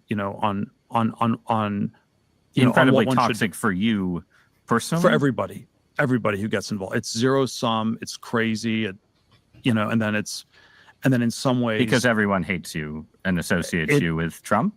Like how is it toxic for you personally? It's toxic because it's in a zero sum world. The stakes in it feel really, really high, and you end up having enemies you didn't have before. It's toxic for all the people who get involved in different ways. there is a political dimension of getting back to the future. You can't, I don't know. This is a conversation I had with Elon back in 2024, and we had all these conversations. I had the seasteading version with Elon where I said, if Trump doesn't win, I want to just leave the country. And then Elon said, there's nowhere to go. There's nowhere to go. This is the only and then you always think of the right arguments to make later. And it was about 2 hours after we had dinner and I was home that I thought of, wow, Elon, you don't believe in going to Mars anymore. 2024 is the year where Elon stopped believing in Mars. Not. What's he doing here, do you think? Like, what's the play? He's putting himself as like, no, I'm the only one who really still believes, the only one who really is a visionary. I'm the only one who really sees the future. Elon doesn't even want to go to Mars anymore, mate. Like, what's that about? It's just like as a silly. This guy has so many fingers in so many of Elon's companies. I just don't understand why you'd throw shade like that. I just don't like it. Science tech project as a political project. Mars. I mean, wait, hold on. Big beautiful bill. Elon came out against that. Like, I generally support that bill, but like maybe there's some schizo Palantir stuff in there. I don't know. Right. Yeah, of course. So they're going to be. It's just funny where they're at odds with each other. I think the egos must clash on such a big level between these techno. One thing we have on our side is that the technocrats may just eat each other, if you know what I mean. Like, yeah. It was building an alternative. And in 2024, Elon came to believe that if you went to Mars, the socialist U.S. government, the woke AI, it would follow you to Mars. It was the Demis meeting with Elon that we sort of brokered. He was doing DeepMind. This is an AI company. Yeah, this was the rough conversation was, Demis tells Elon, I'm working on the most important project in the world. I'm building a superhuman AI. And Elon responds to Demis, well, I'm working on the most important project in the world. I am turning us into interplanetary species. And then Demis said, well, my AI will be able to follow you to Mars. And then Elon sort of went quiet. But in my telling of the history, it took years for that to really hit Elon. It took him till 2024 to process it. But that doesn't mean he doesn't believe in Mars. It just means that he decided he had to win some kind of battle over budget deficits or wokeness to get to Mars. What does Mars mean? Is it and again, it's. What does Mars mean? Well, is it just a scientific project, or is it, I don't know, is it like Heinlein, a vision of a new society. Yeah, Heinlein, populated by many libertarian people paradise or something like that. Elon It's Musk. really interesting how they bring up like Roger Heinlein all the time. Who's Roger Heinlein? I mean, have you ever heard Stranger in a Strange Land or Starship Troopers? Those are his two major works. Yeah. Right. I just finished Stranger in a Strange Land. Very blasphemous book, to be honest, but it's a good I've never book. read either. I've seen the movie Starship Troopers. I'm doing my part and all that, but I've never actually. Yeah, the book is very different from the movie. It's totally different. Sure. But why does he keep referencing him? Like, what's the? Well, because Heinlein is kind of like the ultimate libertarian in a way. Like in there, the whole of A Stranger in a Strange Land is kind of a cover for the author's thinly veiled fetish. Only it's just his thinly veiled fetish is at least like a bunch of like polyamorous naked women walking around.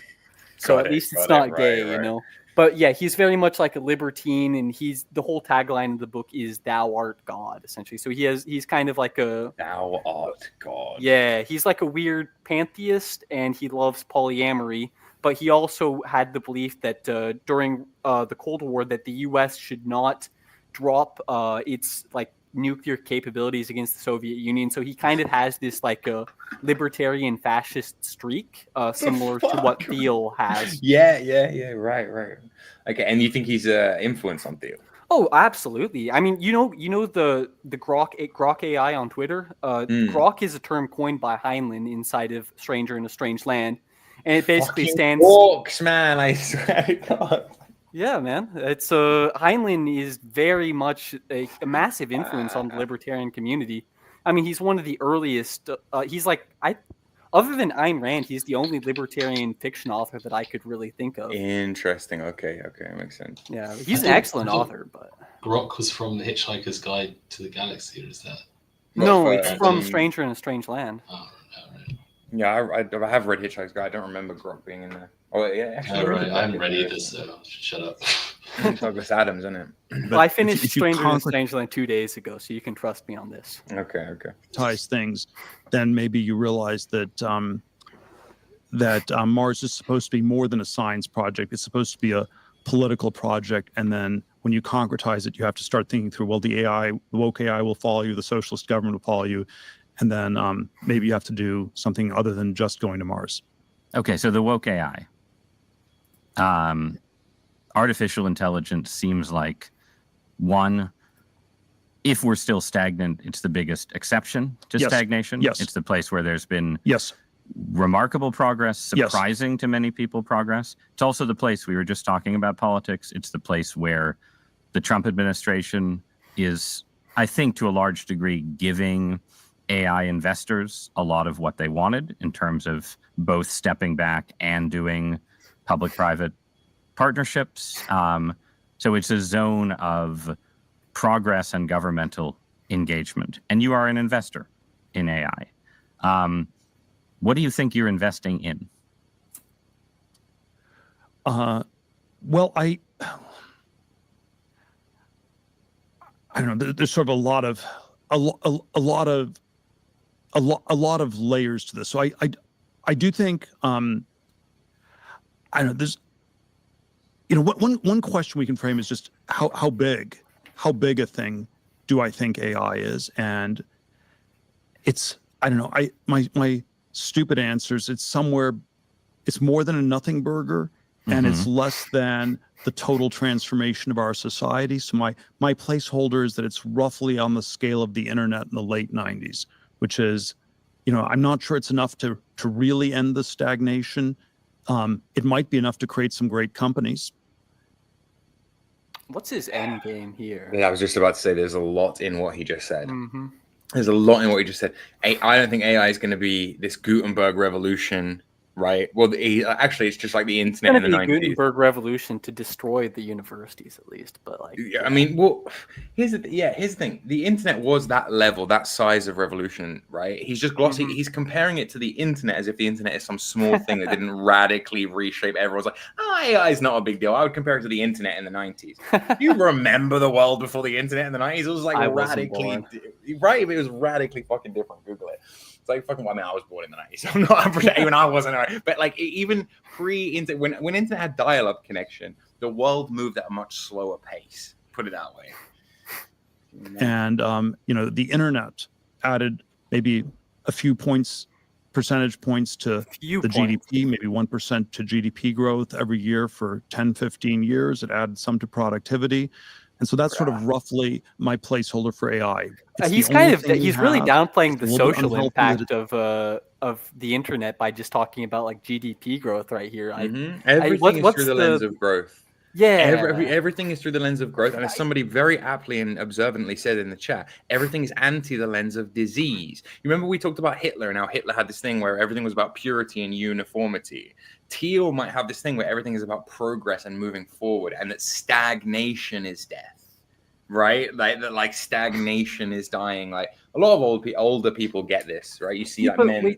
That's still weird though, because he should understand the transformative power of the internet, because he was just talking about how like you could influence people via the internet, via democracy. So I think he's purposely glossing over that point. Right. I mean, there's no way he doesn't see it. He's using it. But I guess he has to downplay it, right? He can't talk about how amazing and open and free the early internet was, because it flies completely in the face of like everything he's got up his sleeve. So unbalanced. This is the only thing we have. I'd like to have more multidimensional progress. I'd like us to be going to Mars. I'd like us to be having cures for dementia.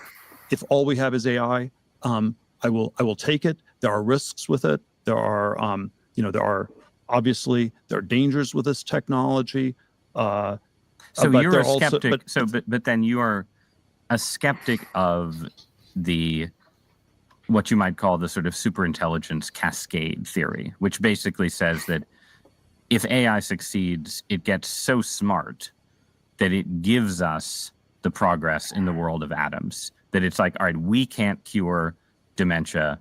We can't, figure out how to build the perfect factory that builds the rockets that go to Mars, but the AI can. And And at a certain point, you pass a certain threshold, and it gives us not just more digital progress, but 64 other forms of progress. It sounds like you don't believe that, or you think that's less likely. Yeah, I somehow don't know if that's been really the gating factor. What does that mean, the gating factor? It's probably a Silicon Valley ideology, and maybe in a weird way it's more liberal than a conservative thing, but people are really fixated on IQ in Silicon Valley, and that it's all about smart people. Right. And if you have more smart Elite people, human capital.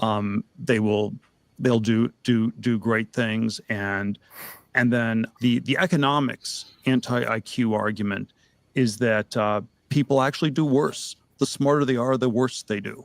And it's just they don't know how to apply it, or our society doesn't know what to do with them, and they don't fit in. And so that suggests that the gating factor isn't IQ, but something that's deeply wrong with our society. So is that a limit on intelligence, or a problem of the sort of personality types that human superintelligence creates? I mean, I'm very sympathetic to the idea, and I made this case when I did an episode of this podcast with a sort of AI accelerationist, that that certain problems can just be solved if you ramp up intelligence. It's like we ramp up intelligence and boom, Alzheimer's is solved. We ramp up intelligence and the AI can, figure out the automation process that builds you 1 billion robots overnight. I'm an intelligence skeptic in the sense I don't think. Yeah, I think you probably have limits. Would you say that? It's a very materialistic view of intelligence. Mm-hmm. Like intelligence is just a computation. I mean, that's what Alan Turing thought as well, and he was also homosexual. Yeah, there is a materialist and an inversionist streak in it, isn't there? There's like a thing of, and again, I would go further. I would say when you start getting complex intelligence of this nature, it starts producing a byproduct of like consciousness, something we just don't understand yet. But again, I just think the things that Thiel know, this is a classic example of a guy who's massively hiding his power level. Mm-hmm. Like the things this guy knows and has, the information this guy has access to at a government level, at a fucking, like, it's just unreal.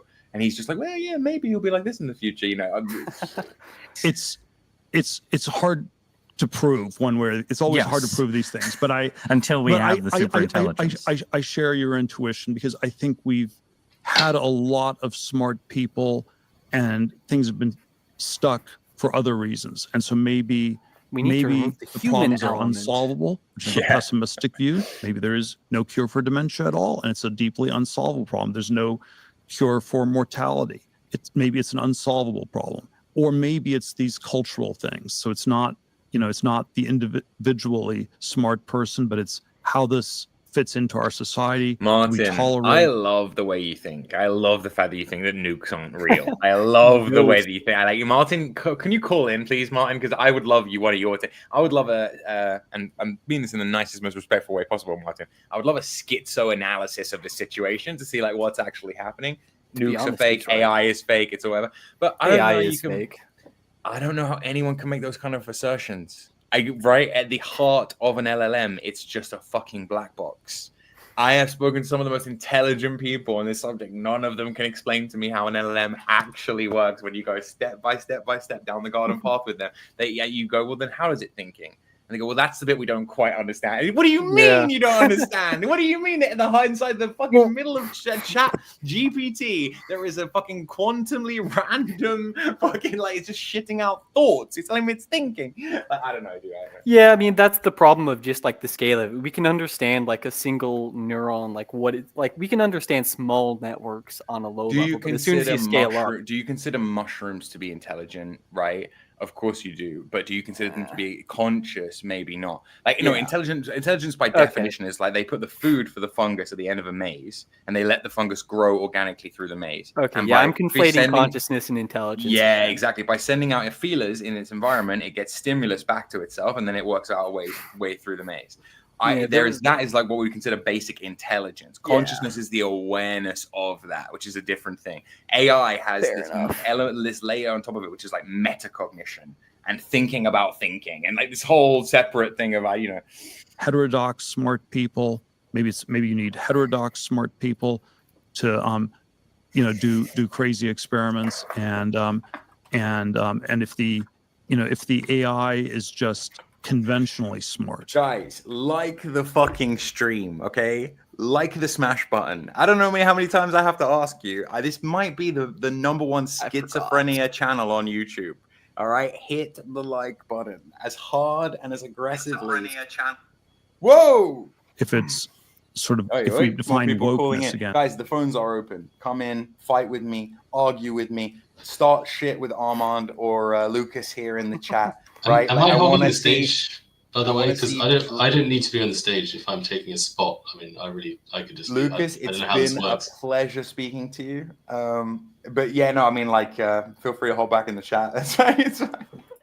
Martin! Hey, Martin, look at that, the man motherfucking Webb, himself. live from Japan. It's Martin Webb. Okay, Martin, what's going on, buddy? What do you Look mean at that space? jawline. What do you mean space is fake? Yeah, Martin, your physiognomy is so good. I feel compelled to listen to you when you say things like space is fake. Space is fake, and AI is fake, and everything is fake. What do you mean, buddy? Exactly what it says on the tin. I'm actually not in Japan at the moment, George. I'm in Lisbon. Dope. If you swing by London, we'll go for a pint. That's so cool. Fuck. Were you just traveling Europe, or? You're looking very tanned, Martin. Thanks. I just got back And as from an Anglo Italy. can be. Had a week in Italy for work, and now I'm in Portugal for pleasure. Beautiful, beautiful. Martin, in your life, in your work life, do you just casually say things like nukes aren't real and space is fake, and people just kind of, because you're such a Chad, and people just go, oh, okay. I mean, like, no, you don't bring that shit up, right? You just go. Never. So you actually have the boot camp running in your brain where you have a parallel operating system running where you're able to be a normie. Just like Peter Thiel and Elon Musk. They have a parallel. They were able to pretend that they were able to pretend that these things are real, and they're smart enough. Right. Listen, you know how much I love your theory. I don't know how much of your theory comes from just like things you've seen on the internet, like for you to say things like space is fake. But I'm fully familiar with the flat Earth thing, the heliocentric thing, and all that kind of stuff. I guess it's for a stream for another time. But what are your takes on Palantir and on Thiel specifically? What do you think this is part of something bigger? You think there's a more nefarious agenda to it than even what I've talked about today, i.e. the modeling and thereby the predicting of the future of society, of economies? What do you think the end goal is here, and what do you think of Thiel specifically? It's Thiel, not Thiel, first of all. Right, Thiel.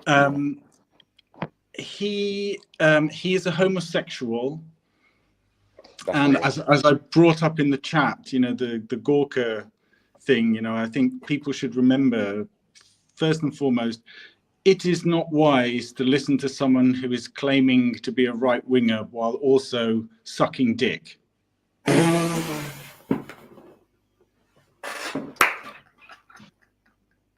And of course, the vast majority of the influencers on the right wing are gay. I don't know about vast majority, but there's a huge preponderance of them. There are, like, it goes a lot deeper than just the Greg Johnsons and the whatever, like, and in the, what's it called? The conservative Inc., like in that kind of milieu of the Shapiro, Steven Crowder kind of types. I feel like a lot of people are gay, Yeah, Shapiro being a prime example. Yep. Okay, interesting. But it's just on that. You're making the assumption. You're making. Okay, keep going. What else do you think about Thiel? Well, I think that essentially, just like Elon Musk, his money laundering operation. Go on. So his company was founded by the CIA through Incutel, and you'll find that every single one of these big tech companies is a CIA front, right? So Google, Facebook, Yahoo, all of them, they're all CIA projects. Okay, right. And I'm following you down the garden path. Yeah. To what end? Well, the destruction of the white race, number one. Okay. And I think these people are Satanists, right? So they indulge in CSE, And yeah. I had to work out for a second what that was. Yeah. So it's a ritualistic cult, and all the top people are members of it. If you can't advance in society if you're not a member of it. They view normal people and normal morals as disgusting, and they just want to do the absolute opposite of what normal people consider to be right. So the more extreme you can be in the evil, the higher up you go. So I think it's safe to assume that people like Thiel and Musk and the rest of them are very heavily involved in that. And this is like, okay, fascinating, absolutely fascinating. I just, like I said, I love the way you think. I love the way you approach it. You're always about 3 steps ahead of something. Like, I'll say something is fake, and then you'll be like, no, the thing that contains the thing you think is fake is fake. Like, you know what I mean? Like, you'll be like another level of like the. Okay, interesting. We'll keep watching this and see if you have any takes away from my body language, etc. Well, so too ideological, but if you just go on.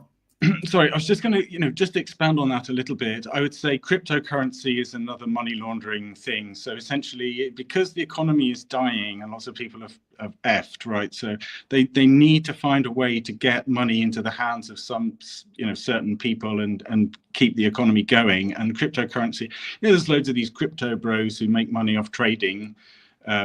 Nothing, essentially. That's billions and billions of dollars that they've managed to pump into the economy, while simultaneously like fucking small business. They've got all these, degenerate tech bros making millions and millions, and that kind of keeps the economy stimulated to a certain degree. Artificial intelligence is a similar kind of thing. So you have thousands of startups all over the world claiming to be building an AI when AI in fact doesn't even exist. Then you've got something like Musk's SpaceX, it's just fake, just sending, fake rockets into space. They all just end up in the ocean. Half of them are CGI anyway. That's billions and billions and billions of taxpayer money being put into nothing. Same with NASA. It's a movie studio where they produce sci-fi videos. Well, this is the thing, right? Even if I don't go completely off the plank with you into space being fake, I can 100% agree that NASA is a shell org that is 100% designed to harvest American taxpayer money and just present them back CGI images of things that are far too far away for us to have a clear glimpse of. You know what I mean? I totally get that. I totally see that part of it. And so I guess from your perspective, it isn't too much of a leap to just then go to like space is fake. You know what I mean? It's also just true to an extent, given that during the Obama administration, they forced NASA to go into focusing on climate change and things like that, as opposed to exploring space. A political organization, right? Yeah. It's the National Aeronautics and Space Association or whatever it is, right? Okay, interesting. Anything else, Martin, that comes to your mind? Just like your mind fascinates me, dude. I'm not gonna lie. Thanks, George. I'm flattered. Yeah. So I think as I always mention, when I come on these shows of yours, is that there's a supernatural element to it. Mm-hmm. People like Thiel and Musk and whoever are actually being guided by the archons. It's all part of the big plan, just to kind of maximize evil. And cause massive suffering, torment, trauma, and make the world a worse place. Yeah. And that ties into the whole Luciferian thing of why they love upside downing everything and inside outing everything, and the total gender bending polarity inversion of like the elite caste, which you do see a lot of. I mean, look, I totally get the way you think, right? And that's fascinating. Find it as conformist. Maybe that's not the kind of smartness that's going to make a difference.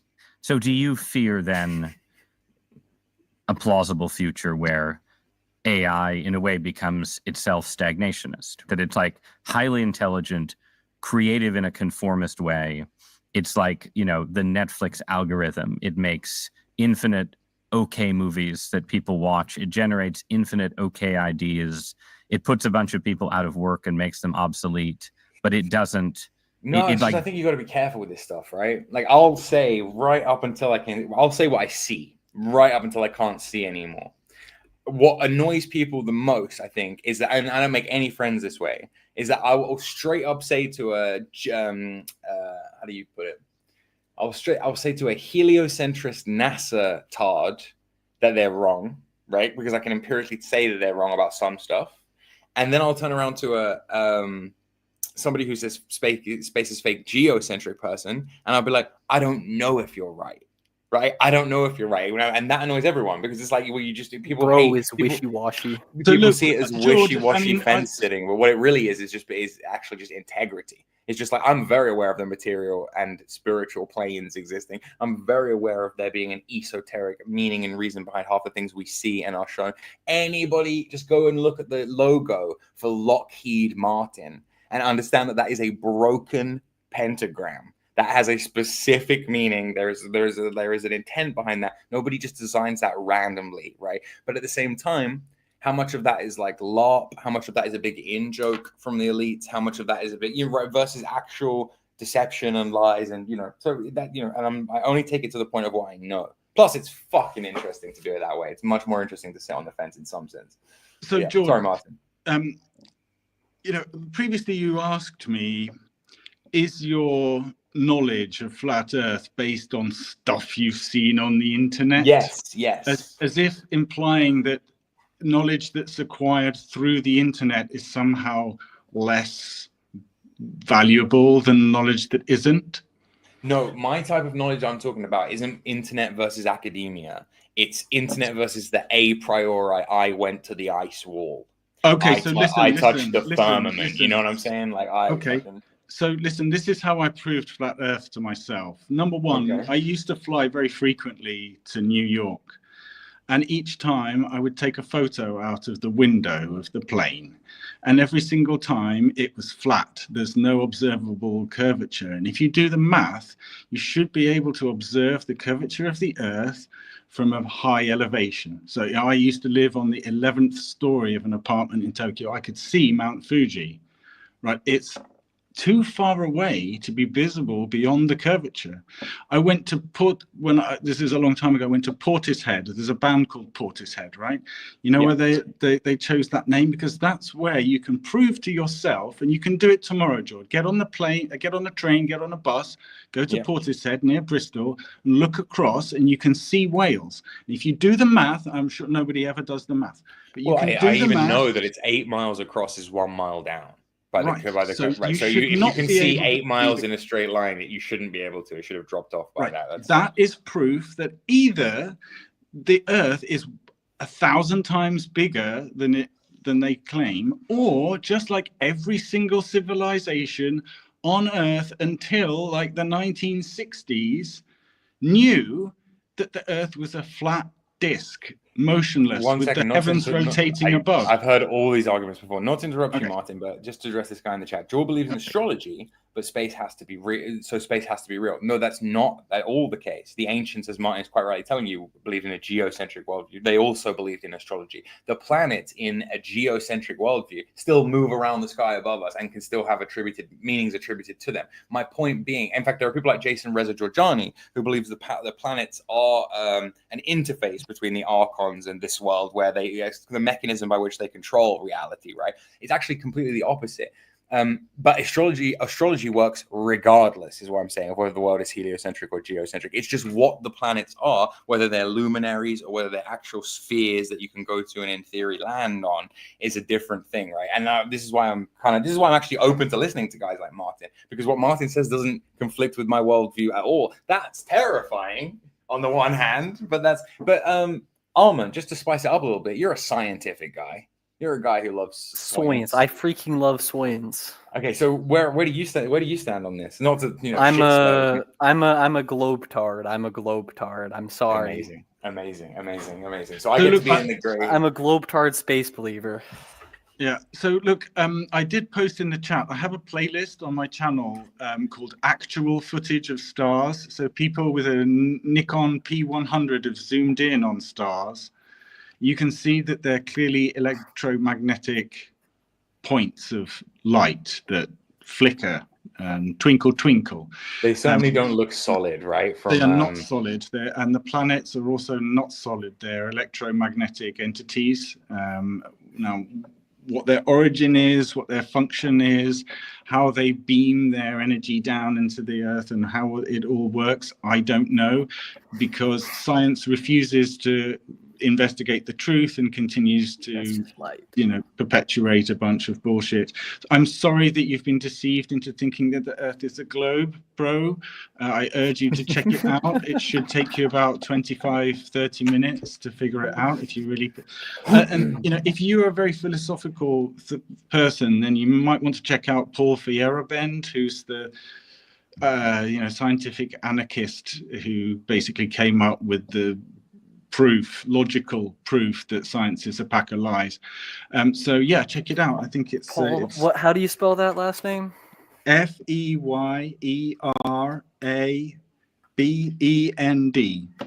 Thank you. Feyerabend. Gotcha. Thank you.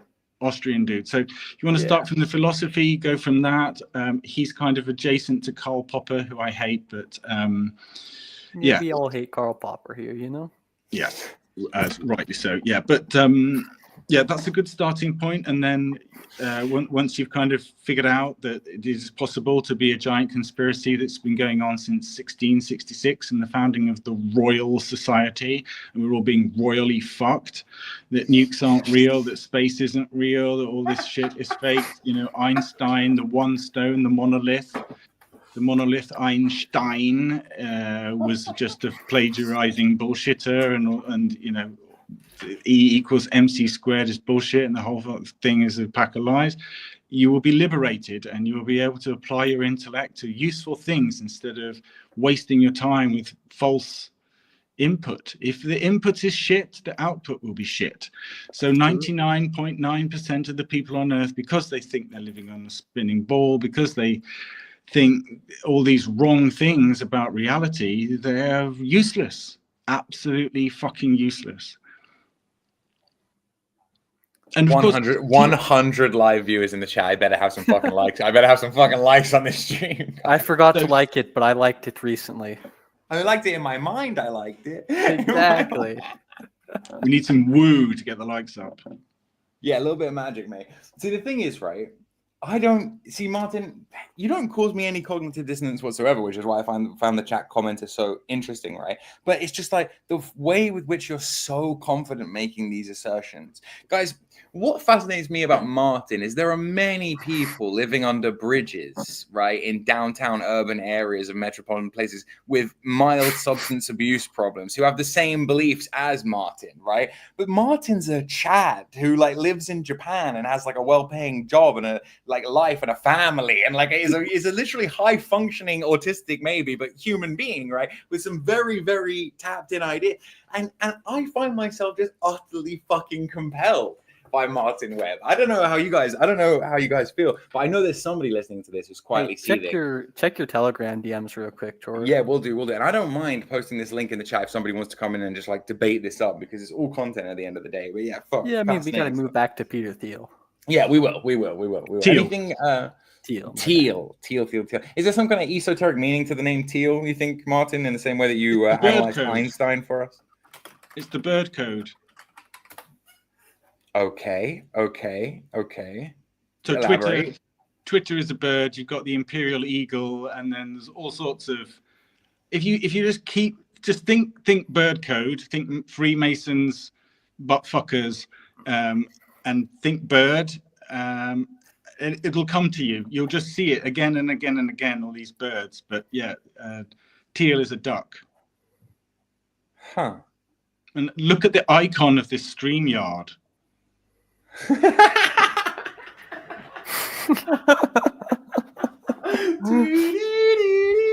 Whoa! Deep in stagnation in some way. Is that a fear? Oh shit! People are calling in now. Listen, guys, I'm happy for this stream to derail into total anarchy, but all I ask for you is that you hit the fucking like button so I can stay up for longer. More people are calling in. People want to speak with Martin Webb. Hector, how are you doing? Hey, I'm good. How are you? Alive and or well, depending on what you're about to say. Well, I don't know much about the tech or whatever, but Martin said some things that piqued my interest. He talked about there's a supernatural element to everything, how the elites are all Satanists, and he talked about archons. So I'm interested. Martin, what are your metaphysics? I just kind of know, I want to know what divine cosmology looks like to you. Are these real things, or is it just some game the elites are playing? Brilliant question, Hector. So, sorry, Hector, when you say, are these real things, what are you referring to when you say these? Like Satan, archons, all that. Okay. Yes. So archons have a physical manifestation, which is tiny parasitic worms.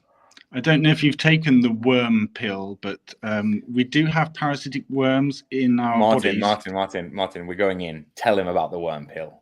Tell him Tell me about the worm pill. I'm not worm pilled. And yes, of course, by the way, for whoever just asked, of course, I will read your questions if you send them in the super chats, definitely. But I would prefer you guys sign up for membership because there's a whole bunch of hidden, esoteric, occult, like secret videos in the back end of this channel. So just instead of sending $1, pay $1, get a month's membership, watch all those videos. They're kind of cool. Sorry, keep going, guys. I'd buy that for $1. I'd buy that for $1. You gotta be a star, don't you? Yeah, so I think that the name of these worms is actually quite similar to Archon. I think it's Archaon or something similar to that.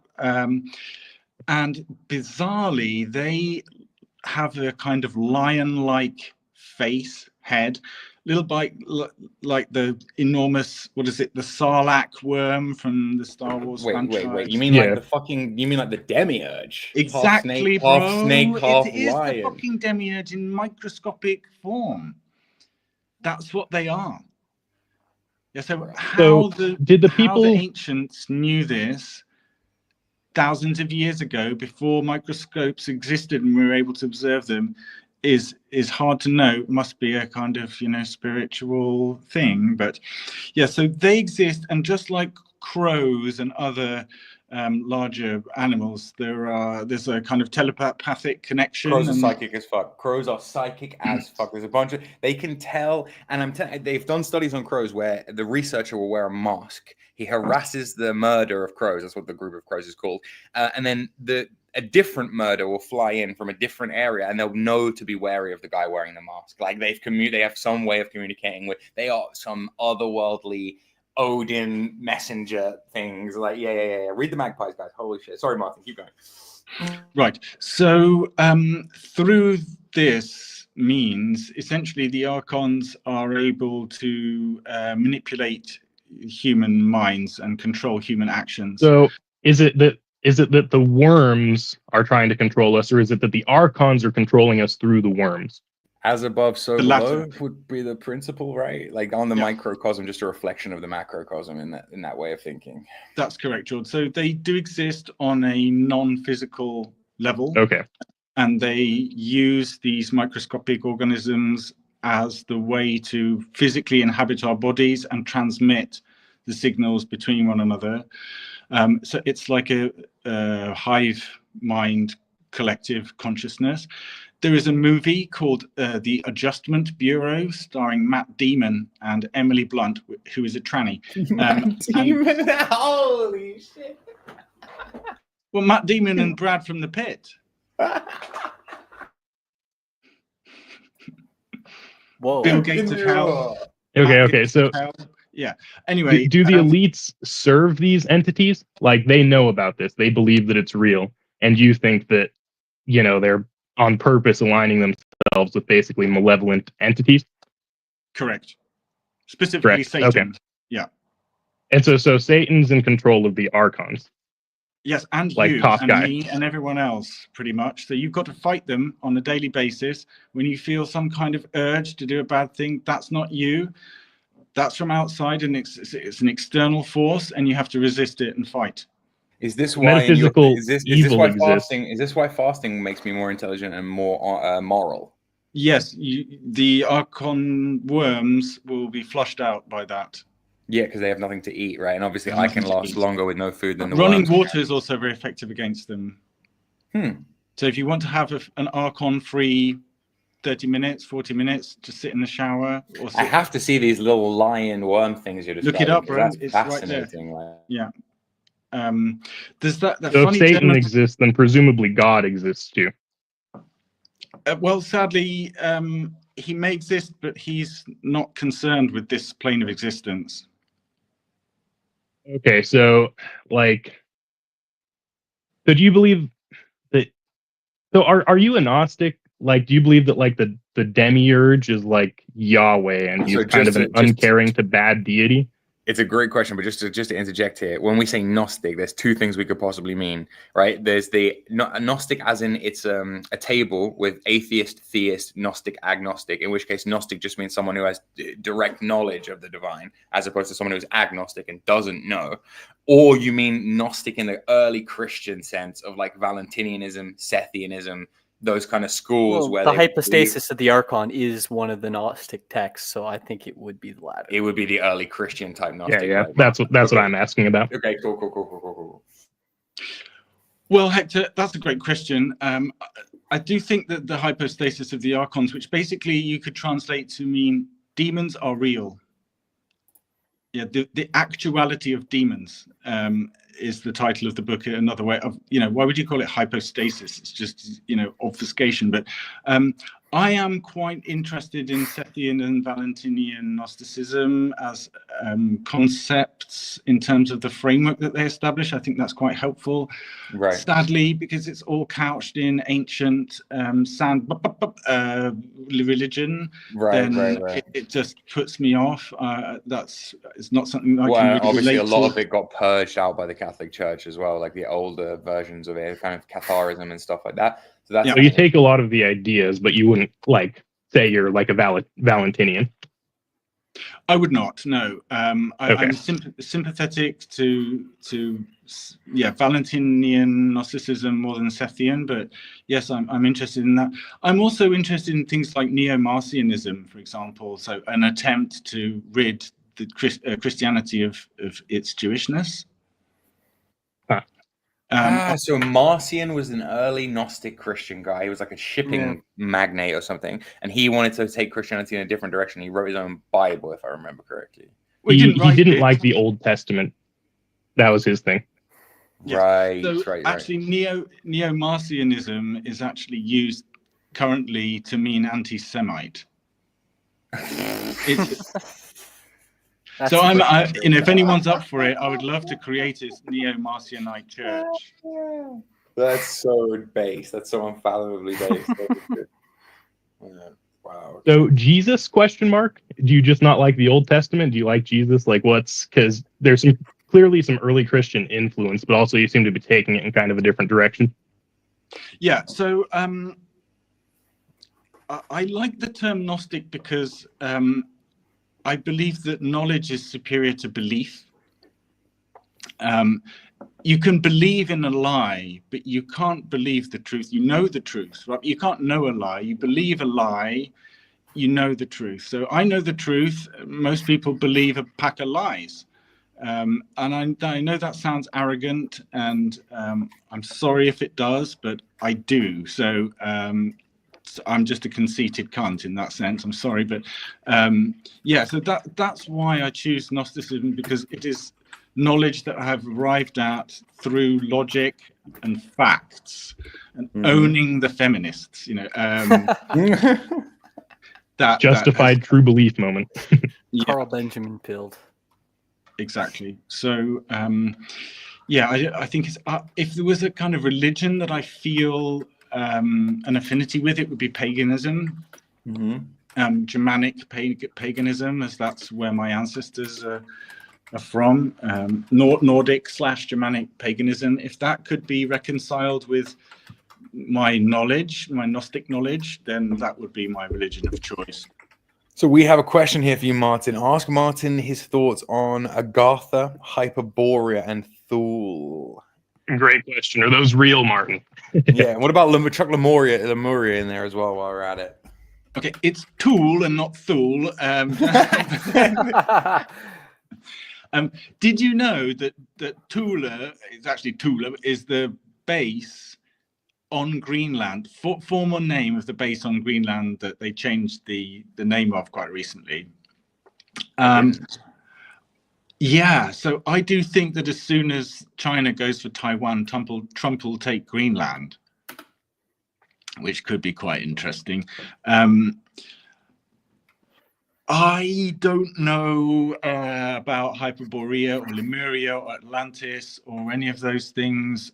I can tell you that there's no such thing as Antarctica, and it's a rim around the Earth, and that there are bases there. And if you look at Gleason's map of the world, you can see that there are various points marked, and then you can kind of extrapolate which nation owns, you know, however many degrees of the circle, and they've probably got all sorts of fuckery going on down there, including, and this is another wacky schizo theory of mine. Darth is in the center of the rim. Ow.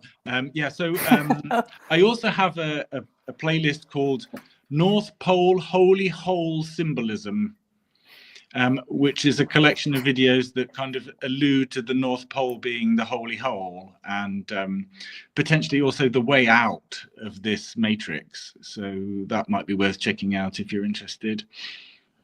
The other great playlist I have that more people should watch is Donald Trump's Jewish Roots. Bruh. He's worn the yarmulke. Do you have Adolf Hitler's Jewish Roots playlist? Well, I do have Adolf Hitler was a Jewish spy. Fascinating. That's got 26 I have videos. heard that. I have heard that theory. Right. So you just look into Wilhelm Canaris. Wilhelm Canaris was spying for the British the entire time, and Hitler covered for him on multiple occasions, just like he did for lots of other people. They're all very gay. Hitler was gay. Ernst Röhm was gay. Gay.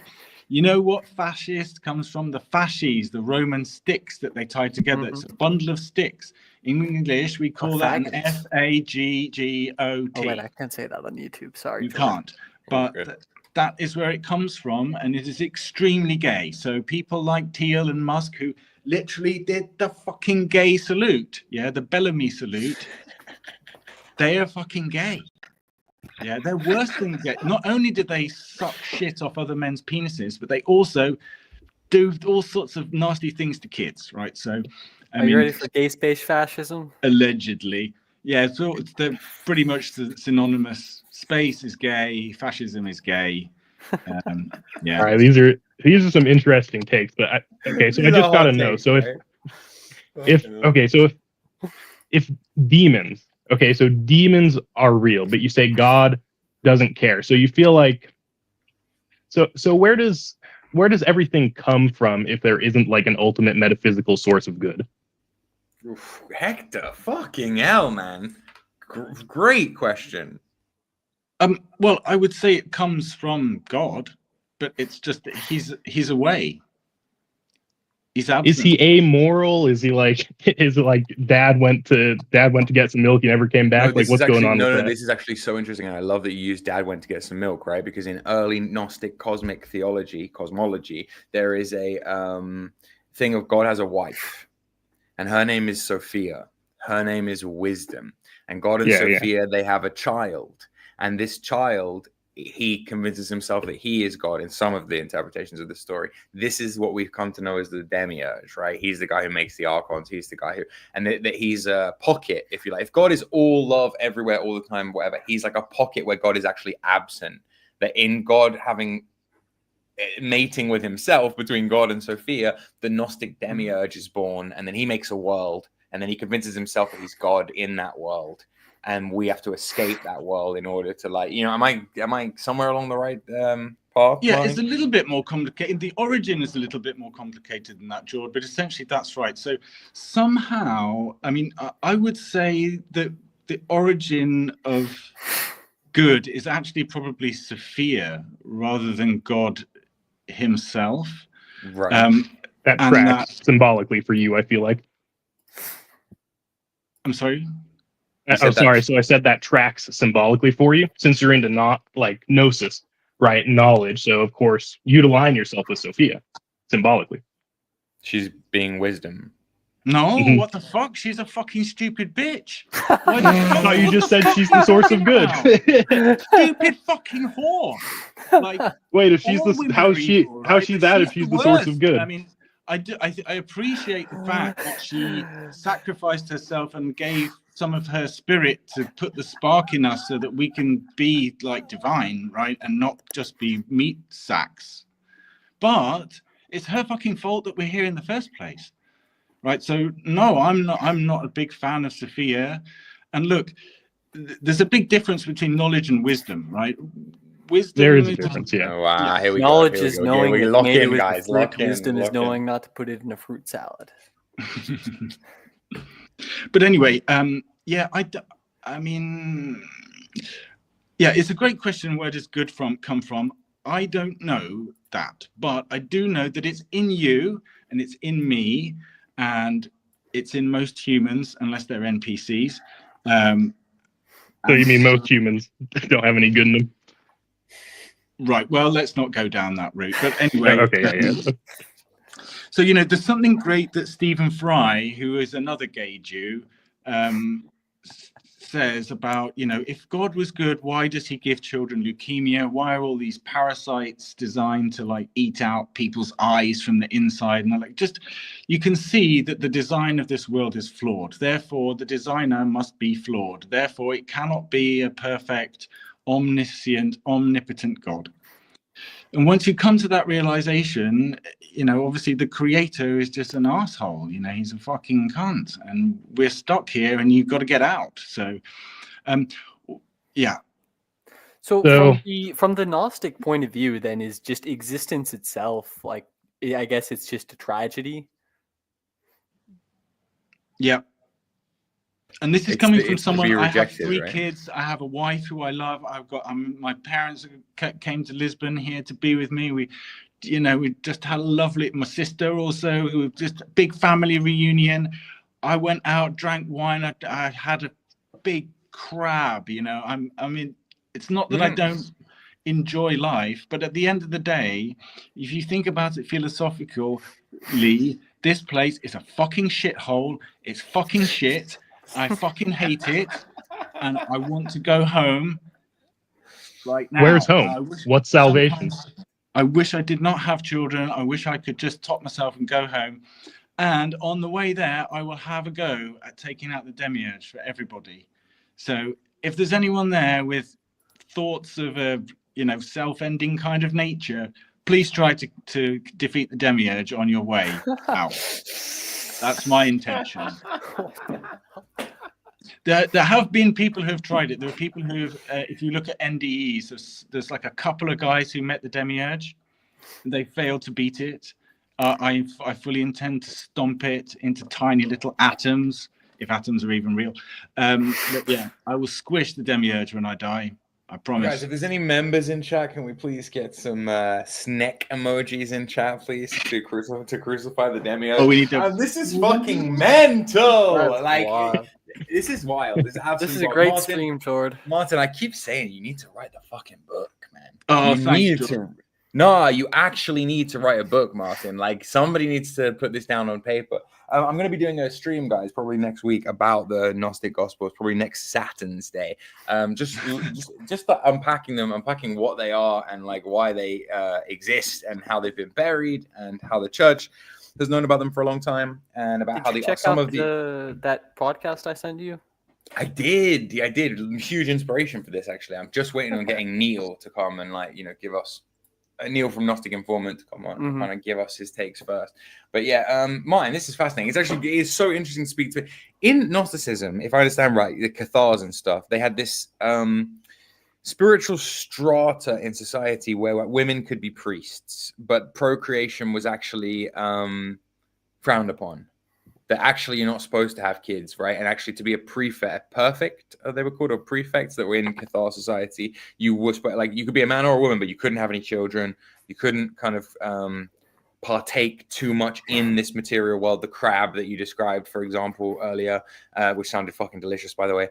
I really could go for a crab right now, actually. But like, do you not see a contradiction a little bit that you're like partaking in the material world, but also rejecting of the material world? Absolutely, George. Yeah, I must say it's not something that I like agonize over every day. No, of course not. Yeah, it's not like you're losing sleep over it, but you do see that there's a juxtaposition there, and that like you're in the game, 100%. Yeah, it's a tragedy. It's a tragedy. Yeah. But George, I mean, if you would just allow me to pontificate for a second. Last time I was on your show, I completely lost my temper, and I'm deeply ashamed of it. I must say, it was.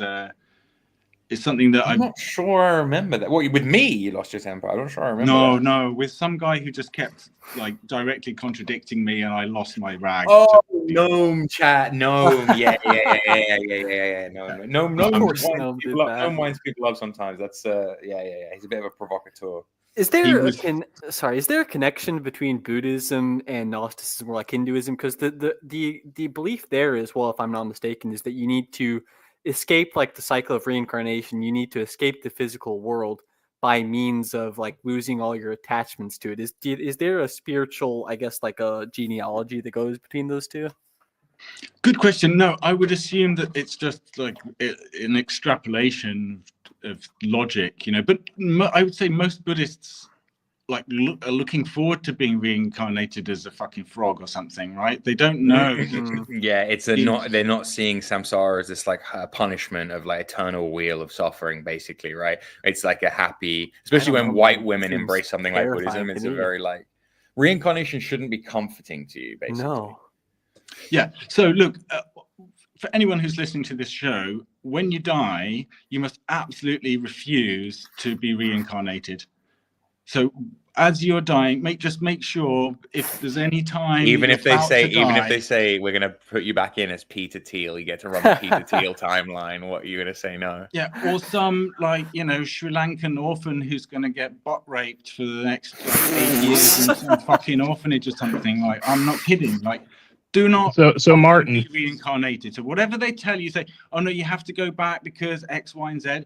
You say, fuck you, I'm not fucking going back to your fucking shithole world. You have no authority over me. I'm going home. I'm going. No, it's funny. Actually, it's funny you say that because in a lot of the Gnostic texts, it does seem to imply, it's a heavy inference in the text that a lot of this relies on consent. That actually, when you get there, is this like trickery where people get to the end and then it's like, oh, fuck this, I'm out of here, and they're like, really, sure, not one more time, like, and you just get fed back into the thing. That is yeah. So I was gonna say I don't totally disagree with what you're saying, but the only way to do that, like, let's be real, is asceticism. You have to lose all passion for the material world if you're actually going to be able to say no to coming back to the material world. So hard, man. So hard to reject everything. I can do without the money. I could do without the like house. I could do without the clothes or the cars or whatever. But with sex, bro, family. Can you bro, do without sex? Can you do without steak? Can you do without bacon? Kill the Buddha if you meet him. Right. I feel like I'll be, what's that guy in the Matrix, Cypher, who's eating the steak and he's just like, yeah, I know it's fucking fake. I know it's fake, but I fucking love it. Like, that's yeah. Well, what's your take on asceticism, Martin? Do you agree? If you are correct, Hector, then I'm going to be reincarnated as a Sri Lankan orphan. But it's my belief that you can set your intent, even though you have been living in this world and you've been, enjoying the pleasures of the like I just enjoyed the pleasures of the flesh with my wife right there, like 20 minutes ago. But yeah, I think it's. I do think it's possible to escape the recycling trap, the soul recycling trap, without being a monk. Right. Yeah, so like asceticism isn't necessarily the only way to get there, you mean? Yeah, and I actually think that asceticism is counterproductive because you do nothing. You're not spreading truth. It's my goal to try and spread truth, right? So whenever I've got a free moment, I will pop onto the internet and I will put in the chat, nukes are not real. Nuclear weapons do not exist. No such technology exists. Earth is not a spinning ball. Earth is flat. And I'm constantly for fucking, how many years is it? 13 years now I've been doing that every fucking day. So you can't tell me that I'm not trying to make some kind of contribution. At the same time, I'm also, running a business. I've got employees, I've got family, right? So it's trying to strike a balance, but I'm no hedonist. It's not like I'm going out doing blow and fucking. I mean, it's not that I've never done blow, but you know what I mean. I'm not that kind of person. I'm trying to edify whilst being in this shithole world, if you see what I mean. Right. So I think from kind of like a Platonist point of view, they kind of like, they don't go all the way like the early Christians did. I mean, if you ever heard of like Saint Simeon the Stylite, like the Byzantine like monk dude who sat on a pillar his entire life. he did not get off because he was that hardcore about it. Like my traditions never really agreed with that. There's sort of, I think the way to think about it is that at bare minimum, in order to escape samsara, so to speak, you at least have to be free of addiction. I think we have to be honest about that. There's no way that you're addicted to whatever it is, nicotine, porn, fucking popcorn. Listen, I have my What, own schizo nicotine? theory about this. Why the life path 9s always struggle with addictions, because they're right at the end of the thing of like it's the last thing to let go of. It's not, you actually don't need. It's such an interesting one. That's such an interesting one. I think you're totally right. You can't have any material dependencies in any form, which by the way goes a lot deeper than just addictions. So it goes to like your loved ones. Your kids are a product of the material world. Yeah, they also have a little bit of like God in them. But, you know, anyway, Martin, the question here from BPP. Ask Martin his take on Barbello. I believe in the book of Judas, Gospel of Judas. Jesus, this is the book where like it tells it from Judas's perspective that actually Judas was told by Jesus to betray him, that it was all part of it. And then Jesus says at some point, and then nobody knows who I am truly, or Judas says, I do. You've come from the realm of Barbello, or something like that. Who is Barbello? What is Barbello? What's that all about? Sorry, did I just pause out there? I think Barbello is like a female consort of the demiurge kind of figure. I'm not sure. Guys, it's not like I'm an expert on Gnosticism. You know, yeah, sure. It's just the framework that you buy into. Yeah, and I just extrapolated my own conclusions from it. So in terms of, you know, whether it's Yaldabaoth or you know, whatever the name of the fucking thing is, it doesn't really concern me that much. It's just like this kind of conceptual framework that I've established. And like I said, I'm not really interested in the liturgy or the rituals or any of that kind of stuff. But George, what I was going to go back to before, sorry to skip over the question. No. Was when I was losing my temper with whoever it was who was winding me up, I was just about to make a really interesting point, and then my internet cut out. And you were like, oh, it's the Archons. And I swear the gremlins or the Archons are constantly doing this to me. I have so many problems with technology all the freaking time. What do you remember what you were going to say? Well, so someone had posed a very good question to me, which was, so I guess if we did not choose to come here, like how did we get here? How did our souls come here? And I have this kind of vision of the real world. Like I see this as being the fake world, the Maya, right? It's the fake world, and in the real world, which is not physical or temporal. Oh no, we lost Hector. I really liked Hector. Yeah, he was great. He was great. That's one of the best people I've spoken to on the internet for a long time. I hope his name isn't really Hector though. Well, it could be Greek, you know. Troy. Yeah, which is a load of bullshit. But you know, the mythological, like I also have a playlist called Ancient Civilizations Are Fake. So I strongly urge you to check that out, because there is no ancient Greece. It's total bullshit. But you know, Hector has this horrible thing where they like put ropes through his ankles and then drag him around in the chariot. Yeah. I wouldn't want to be called Hector. As soon as I'd be like, fuck, I'm he was the the fucking first of the dude gang to die. Yeah, chariot. He's quite heroic though. He dies for his people. But what were you saying before you went down this tangent? Imagine in the real world, there's a hole in the ground, like a big black hole, and you know, some of the angels have got, because we're angels in the real world. I think, you know, obviously, possibly vaguely humanoid and like crystalline. Oh, he's back. Hello, okay. Data took a shit for a second. Wait, okay, but why wouldn't you want to be called Hector? That's a badass name, dude. The Right? Iliad? Come on. I was just thinking about the death. It is a badass name, but the death of Hector is a tragic story. Like, he gets dragged around behind the chariot and shit. Right? Yeah. It's kind of weird how he's anyway, sorry, resume your real conversation. I missed missed a minute. Sorry, bro. So, got to imagine that, you know, there's a big hole in the ground, a big black hole, and some angels have gone in and they don't come back out again. And then the other angels are like gathering around thinking, well, what the fuck? Like, where did they go? Like, what should we do? And then they're like, well, I guess we've got to go and find them. So then the next angel goes in, and then the next angel goes in. And now let's say there's like 4 billion people in the world, because obviously there's not 8 billion, that's bollocks, but let's say that means there's 4 billion souls. 4 billion people have come through the hole to try and get all the other souls out, and everyone's too fucking retarded to take out the demiurge when they die. What the fuck? So why like can't someone do it without it being me? I've got fucking. Can you see the happy birthday? See the happy birthday? But Martin. If somebody takes out the demiurge, all of that would disappear anyway. We can go home, bro. We can go home. We can have a party in heaven. Do you want that? Do you want that? I mean, that does sound kind of dope. So yeah, where did our souls come from in like your worldview? Like, were they invented by the demiurge? Like, if the demiurge ceased to exist, would our souls? No, they pre-exist the demiurge. Because they're kind of fragments of God, I think. I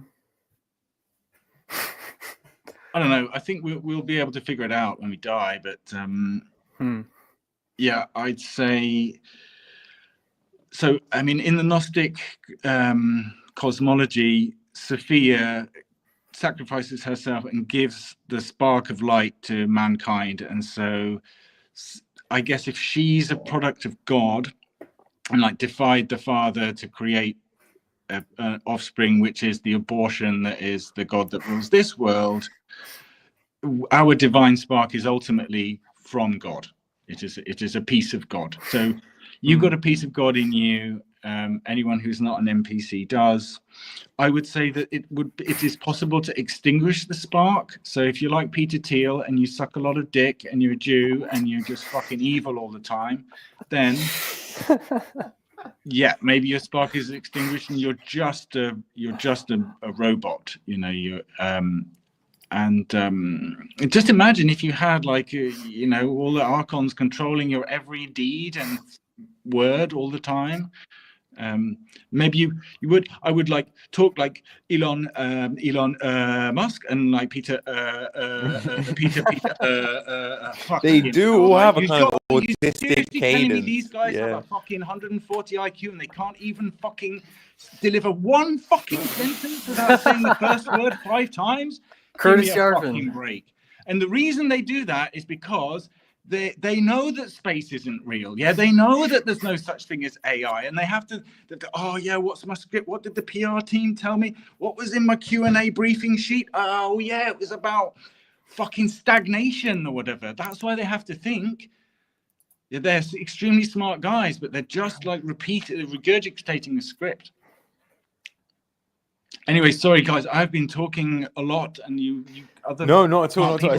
Fascinating. We have to transition it's interesting, back to Peter Thiel, but I just wanted to play the segue, the segment out rather, because first, man, you know what? Fascinating. It's a great segment. All right, guys, Martin, can I ask you one more question? I feel like there's kind of so this is probably the one you get all the time, but that's basically just like, what about all the beauty in the world, right? What about the mountains? What about the love between like a truly good husband and a wife? What about the innocence of children? What's up with all that? Hector, because you seem to have a pretty dark world. Have you taken? Your questions are so on point. Like, what the fuck? Okay, go. Yeah, sorry, Martin. Yeah, what about love? I'd say love is a trick. It's a trick. It's a trick to keep us here. All these things are just tricks to keep us here. Like so the superficial beauty. Like, let's say like you've got a really, really hot supermodel woman, right? Well, that's superficial, but are the mountains superficial? Well, I mean, is great art superficial? Well, what I was just, let me finish for a second. Let's just say you've got a really beautiful woman, right? And you zoom in, and you keep zooming in, and you keep zooming in, and you keep zooming in. So you hit the skin, right? Have you ever seen a microscopic photograph of skin? Do you know how repulsive that is? It's fucking disgusting. You look at that and it makes you want to hurl. Right, because that's what it really is. Yeah, you go and look at anything under a microscope, it is vile. So from a distance, the mountain looks great. You know, You know how many people die on Mount Everest? Deep down in soil and worms People and get fucking amputated hideously. Also, I think the expression is good from far, far from good. If that right. makes sense. Nice. But yeah, that's something that I point to. So this is a great question, Hector, and it's actually something that I have struggled with philosophically for several years, decade, whatever. And I have come to the conclusion that it is all shit. That there is nothing good about it. Hardcore, bro. All shit. There's nothing good. Yes. Well, Even respect the crab, for consistency. even the yummy crab, the nice wine, my fuck, whatever. Ultimately, it's just all the trick of the devil to keep you here. And if I had any balls, I would just top myself and go and fight the cunt right now. But I don't. So I've got to have such a cute little baby. And so I'm suckered, just like everyone. You probably else. like Schopenhauer. Have you ever read Schopenhauer? No. Oh man, you got to. You'd love it. I suspect so anyway. I will check it out. I do. I'm partial to a German philosopher, except Heidegger. Nietzsche's writing style was inspired by Schopenhauer, but they took their philosophies in really different directions. Oh, it sounds like hard work. All right, yeah, the kind of aphorisms and everything, but yeah. We'll have to turn the ship around and get back to Thiel, but this is amazing. Mine, great diversion. Great diversion. Yeah, it really has been. And honestly, mine, anytime you can fucking hop on the stream and give us your take. It's insane. So where were we, guys? He was just talking about how we're outsourcing all of the jobs in the West. Okay, fuck. With the Gnosticism in mind. It's like people just outsource. It's quite possible that that's certainly a risk, but I guess where I end up is I still think we should be trying AI, and that the alternative is just total stagnation. So yeah, there's sort of all sorts of interesting things going to happen with maybe drones in a military context are combined with AI, and this is kind of scary or dangerous or dystopian, or it's going to change things. But if you don't have AI, wow, there's just nothing going on. And I don't know, there's like a version of this discussion on the internet where, did the internet lead to more conformity and more wokeness? And that would be because of you, Peter. Yeah, there are all sorts of ways where it didn't lead to quite the cornucopian, diverse explosion of ideas that libertarians fantasized about in 1999. But counterfactually, I would argue that it was still better than the alternative. That if we hadn't had the internet, maybe it would have been worse. AI is better. It's better than the alternative, and the alternative is nothing at all. Because here's one place where the stagnationist arguments are still reinforced. The fact that we're only talking about AI. Can we just pause for a second? Sure. I feel. So, look, there need not be a monolithic internet, right? We could have multiple internets. Like the French used to have their little gay internet, right? And then yeah. And now we've got one fucking CIA internet and nothing else. There's no alternative. There are fringe conspiracy people who would say, "Oh yeah, we should have our own internets and be able to," but you can't, because they fucking own it. There's only one fucking internet. That is not how it should be. There should be a million internets, right? So instead, there have been a couple in this paradigm that there's just one World Wide Web. It's a good nickname for me, obviously. Here I am in Portugal, So sorry, just wanted to make that point. No, I tell you, guys. Well, it was good talking to y'all, but I'm gonna have a lot less to say on friggin' AI than I will on Gnosticism. So I'll probably be in the chat. Call in next week when we do the Gnostic stream for sure. Oh, dude, if I'm free, I definitely will. Have a good one, guys. Thanks for having me on. But for AI, we are in almost total stagnation. But the world of AI is clearly filled with people who, at the very least, seem to have a more utopian, transformative, whatever word you want to call it, view of the technology than you're expressing. Real quick. I just you mentioned earlier the idea that Mr. Martin Webb, you were talking about the distributed internet like that, and there's an interesting project as well along those lines. It's actually run by Yarvin, who's the subsidiary of Thiel. Have you heard of Urbit? Oh shit, is that what Urbit is? Yeah, it's supposed to be like a distributed internet controlled by its users. Huh. Well, look, if it's run by, and I insist on using the Morocco voice whenever I say his name, Curtis, then no, it's not going to be a good thing, is it? I find Yarvin to be a very interesting thinker. Back in the day, before I realized that this was all happening behind the scenes, before I realized that people, really fucking powerful, insidious people were adopting and liking his ideas behind the scenes, I was thinking to myself, oh, this neo-reaction stuff makes a lot of sense, you know, like that does seem to be the logical next step of where capitalism goes in a world with AI and and then you just think like, oh wow, you know, it's gone from being something that was theorized on internet forums to being an actual way that like an actual future timeline that we might be walking into blindly. That the modern world used to promise radical life extension and doesn't anymore. It seems very clear to me that a number of people deeply involved in artificial intelligence see it as a kind of mechanism for transhumanism, for transcendence of our mortal flesh, and either some it's kind of... finally getting good now. We finally get to look behind the mask, and we finally get to see how much of this is really about the so-called transhuman agenda, right? Of creation George, of successor species. Just before you go on there, I do think that this is a very, very, very important point about transcendence of human flesh and like all that. So let's say that the powers that should not be and that elite know this knowledge about the reincarnation soul matrix trap that I just mentioned. Right. And they keep it a secret from us, except they kind of have to do this revelation of method and like make it available and then like bury the message in, you know, Star Wars and lots of other movies. And so I think that, oh, sorry, where was I going with this? Transcendence of flesh. Yeah, so they know, right? And the sad fact is that breaking out of the soul recycling trap, it's actually it's whether you can do it or not. It's like a binary thing. You either know or you don't know. You have the knowledge of how to do it, or you don't have the knowledge of how to do it. So what you did in this world has absolutely no consequence on like whether you get out of the recycling trap or not. So you can RAPE kids to your heart's content. There's no consequence for that in the afterlife. That's the knowledge that they have, that they exploit to rule over us.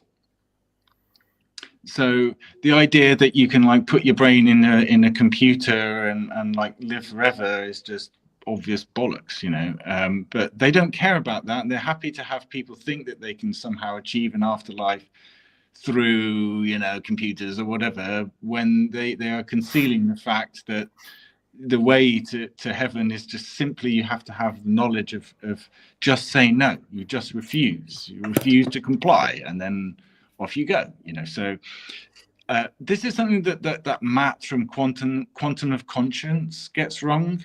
I really like Quantum of Conscience, but he's dead wrong about this. He calls people like me the no consequences people, to me in a kind of disparaging way.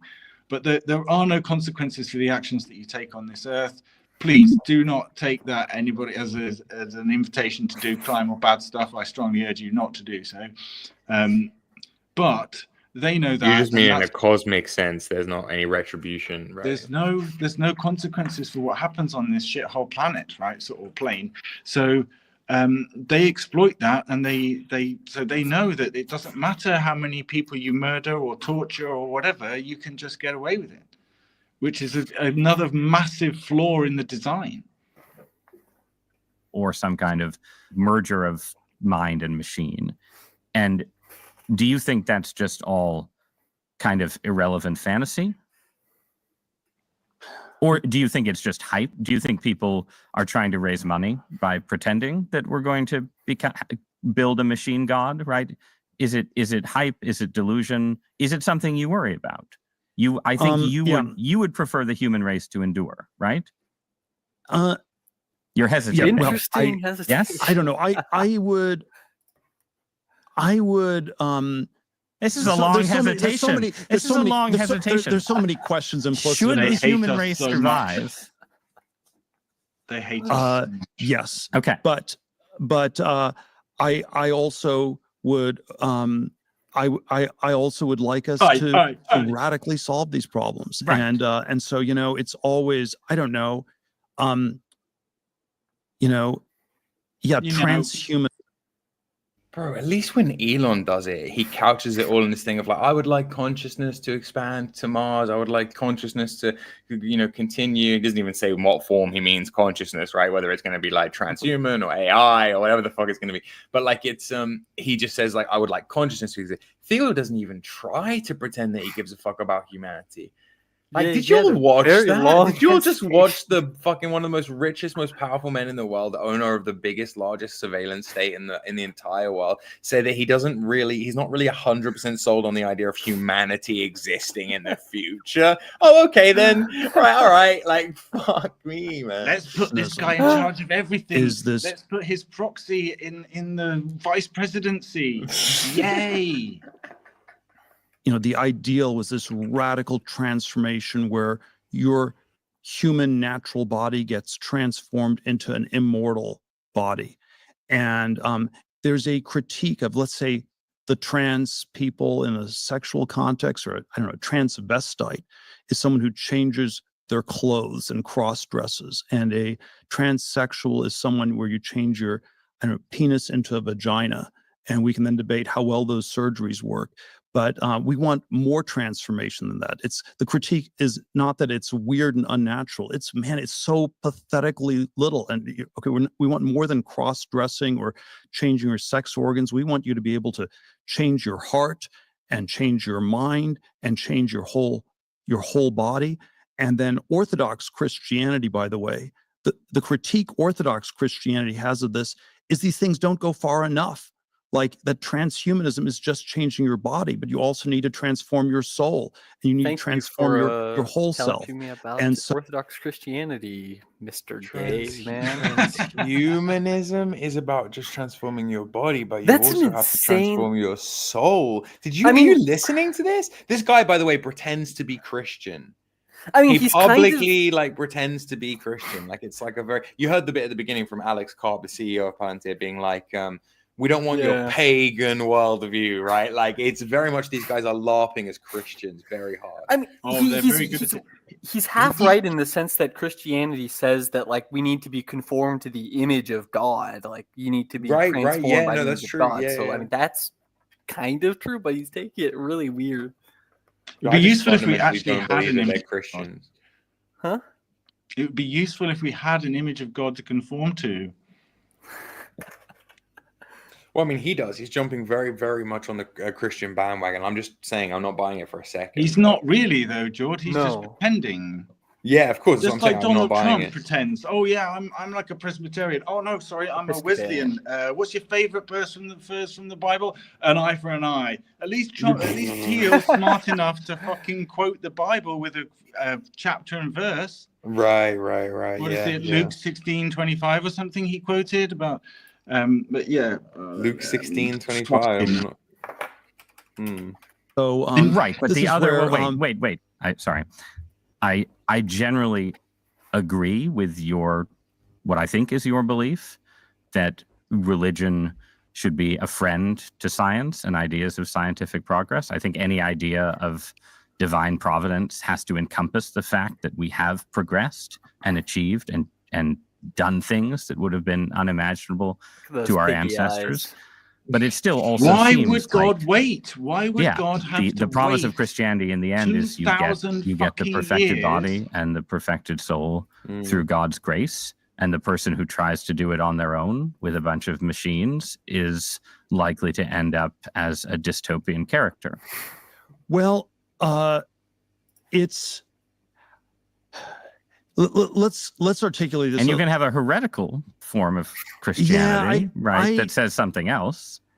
I don't know. I think the word nature does not occur once in the Old Testament, and so if you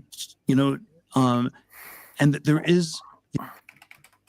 Yo, be really fucking careful. If you're Christian right now and you're watching this and you're listening to this, be really fucking careful of things that you hear like that in the future. Like nature, the word nature does not appear once in the Old Testament. What does he mean by that? Well, he's explicitly telling you then that there is the word nature found in the New Testament for a start.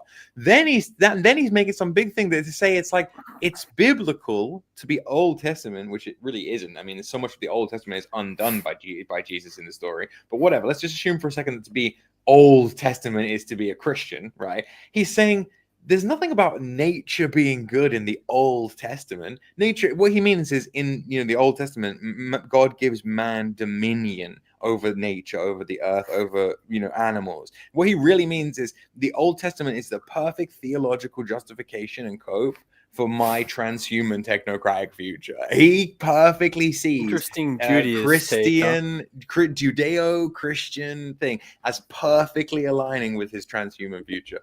Fuck yeah, and they hate the quote-unquote pagan worldview. That's mental to me.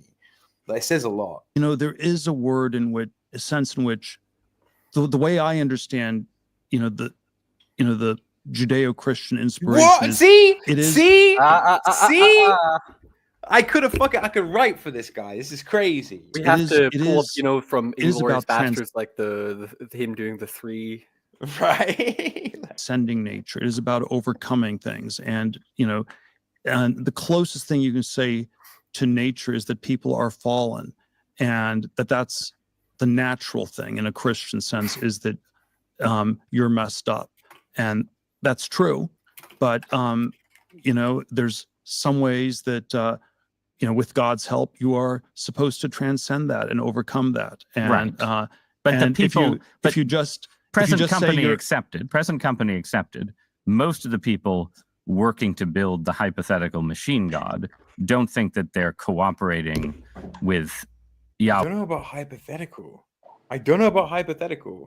Jehovah, the Lord of Hosts. They they think that they're building immortality Ross, on their own. Yeah, right? We're jumping around a lot of things. So yes. Again, the critique I was saying is they're not ambitious enough. Right. From a Christian point of view, these people are not ambitious enough. Now, then we What? Aren't Christians supposed to embrace tradition and reject these kind of newfangled of this world satanic technological advances? How the fuck does a guy like Peter Thiel manage to reframe Christianity as the progressive, innovative, technological position? I cannot wait for Christian techno-fascism in the future. I cannot wait for you all to fucking wow, dude. Get into this question. Well, are they they're not morally and spiritually ambitious enough. And are they still physically ambitious enough? And are they even still really transhumanists? And this is where, the cryonics thing, that seems like a retro thing from 1999. There isn't that much of that going on. So they're not transhumanists on a physical body. And then, maybe it's not about cryonics. Maybe it's about uploading. Which, it's not. So he's talking you through, right? Ever since he became a fucking quadrillionaire in the late 90s, he's been looking into this stuff. Oh no, can I freeze myself? Oh no, can I upload myself to the cloud? Oh no, I guess God knows what they'll think of next. I'd rather have my body. I don't want just a computer program that simulates me. So that uploading seemed like a step down from cryonics. But then even that's, it's part of the conversation, and this is where it gets very hard to score. And I don't want to say they're all making it up and it's all fake, but I don't think you think some of it's fake. I don't think it's fake. Implies dropping a Martin Webb pill there from Peter Thiel. Okay. People are lying, but it's I want to say it's not the center of gravity. Yeah, and so there is there is a cornucopian language. There's an optimistic language. A conversation I had with Elon, a few weeks ago about this was he said, we're going to have 1 billion humanoid robots in the U.S. in 10 years. And I said, well, if that's true, you don't need to worry about the budget deficits because we're going to have so much growth. The growth will take care of this. And then, he's still worried about the budget deficits. And then this doesn't prove that he doesn't believe in the 1 billion robots, but it suggests that maybe he hasn't thought it through, or that he doesn't think it's going to be as transformative. To give him, Why is he throwing more shade on Elon? Yeah, he is. There's something going on there, definitely. Like I guess at a really high level, they are competitors, right? Like at a really high level, they're operating. I mean, probably they, the same forces and funding and whatever is behind the scenes. But I don't know. Like, it's a really interesting point as to why he would be calling out Elon like this. And then the thing is, like, listen to what he's actually saying. If Elon really believed that he was going to make 1 billion robots, then he wouldn't be so worried about the budget deficits. Peter Thiel has already thought through, because of the data he has and the projections he has, he's already thought through how robots will eliminate the budget deficits. Robots will eliminate the economy in total, right? Like, you're not thinking about it like economically. I'm being informed. I'm being informed that Peter Thiel being hesitant about the continuation of the human race is a normal reaction to Silicon Valley. Yeah, I'm being told. But yeah, there's some way in which these things are not quite thought through. If I had to give a critique of Silicon Valley, it's always bad at what the meaning of tech is, and the conversations, they tend to go into this microscopic thing where it's like, what are the IQ ELO scores of the AI, and exactly how do you define AGI, and we get into all these endless technical debates. And there is modern Christianity, absolutely. Sorry, early Christianity, absolutely. Early Christianity was very much like early Christianity sounded a lot like Martin Webb, by the way. Like early Christianity sounded like a lot of the kind of stuff Martin Webb is coming out with, right? I'm not talking about that. I'm talking about modern Christianity, which is extremely traditionalist, extremely reactionary, extremely political and performative. I keep saying this again and again and again. Many of these Christian people are not spiritual people in any meaningful sense. They are politically Christian because they think it's the quickest way to get an ethno-state, because they believe that is the quickest way to get like a trad wife, okay? There are a lot of questions that are at an intermediate level of meaning that seem to me to be very important, which is like, what does it mean for the budget deficit? What does it mean for the economy? What does it mean for geopolitics? One of the conversations, we had a few, recently was, you and I had was, does it change the calculus for China invading Taiwan, where, if we have an accelerating AI revolution in the military, is China falling behind? And will this, and maybe on the optimistic side, it deters China because they've effectively lost. And on the pessimistic side, it accelerates them because they know it's now or never. If they don't grab Taiwan now, they will fall behind. And either way, this is a pretty important thing. It's not thought through. We don't think about what AI means for geopolitics. We don't think. Has anybody noticed yet? We've been here for almost 45 minutes of runtime of the video, but much longer. We've been here looking at Peter Thiel's face now for well over an hour. Has anybody else noticed that he doesn't have any eyebrows? Wow. Has anybody else noticed that he doesn't picture in my look at the picture in my profile picture? He has a dusting of eyebrows. Yeah, no, he does. He does, but it creates something haunting to his face, right? True. Like it creates like so much of human expression is in the brow, and it's just about like what it means for the macro economy. And those are the kinds of questions I'd want us to push more. There's also a very macroscopic question that you're interested in. That, we'll pull on the religion thread a little bit here. You have been giving talks recently about the concept of the Antichrist, which is a Christian concept, an apocalyptic concept. What does that mean to you? What is the Antichrist? How much time do we have? We've got as much time as you have to talk about the Antichrist. All right. Well, I could talk about it for a long time. And this is why I'm assuming people told me I needed to watch this, because okay, got it now. Now I get it. Okay. I think. Have you seen the clip going around? No, people just said you need to watch the Thiel interview, and I'm fascinated by him. Well, there's a meme going around. Let me post it in your DMs. Keep going. Yeah, please do. Yeah. Because what it is I'm making a couple of people know that I'm making a mini documentary about this anyway, and if I can get the found footage and more stuff like this and flesh it out, I can make a proper documentary, like a real hour-long documentary. Just because this stuff is so fascinating and it's always presented as the most boring shit ever, when it really, well, there is a boring element to it. But where did you post it to me? Telly DMs. I'm trying to find it right now. Oh, okay. But it's basically like Peter Thiel's face, like when you're asked when the universe asks you hard questions, like, are you the Antichrist? Or do you think the human race should continue? I think there's always a question, how do we articulate? So he's going to ask him straight up if he is the Antichrist. Not along those lines, but close. Right. Yeah. Some of these existential risks, some of the challenges we have, and they're all framed as sort of runaway dystopian science text. There's a risk of nuclear war. There's a risk of environmental disaster, maybe something specific like climate change, although there are lots of other ones we could come up with. There's a risk of, bioweapons. You have all the different sci-fi scenarios. Obviously, there are certain types of risks with AI. But I always think that if we're going to have this frame of talking about existential risks, perhaps we should also talk about the risk of another type of a bad singularity, which I would describe as the one world totalitarian state. Because I would say the political solution, the default political solution people have for all these existential risks is one world governance. What do you do about nuclear weapons? We have a United Nations with real teeth that controls. Hold on. And it's their control. So look, when he's talking about world government, first thing is nukes. Nukes are not real. Nuclear weapons do not exist. No such technology exists, and it is a major justification for government in general. Like, we need the government for defense against intercontinental bullshit missiles.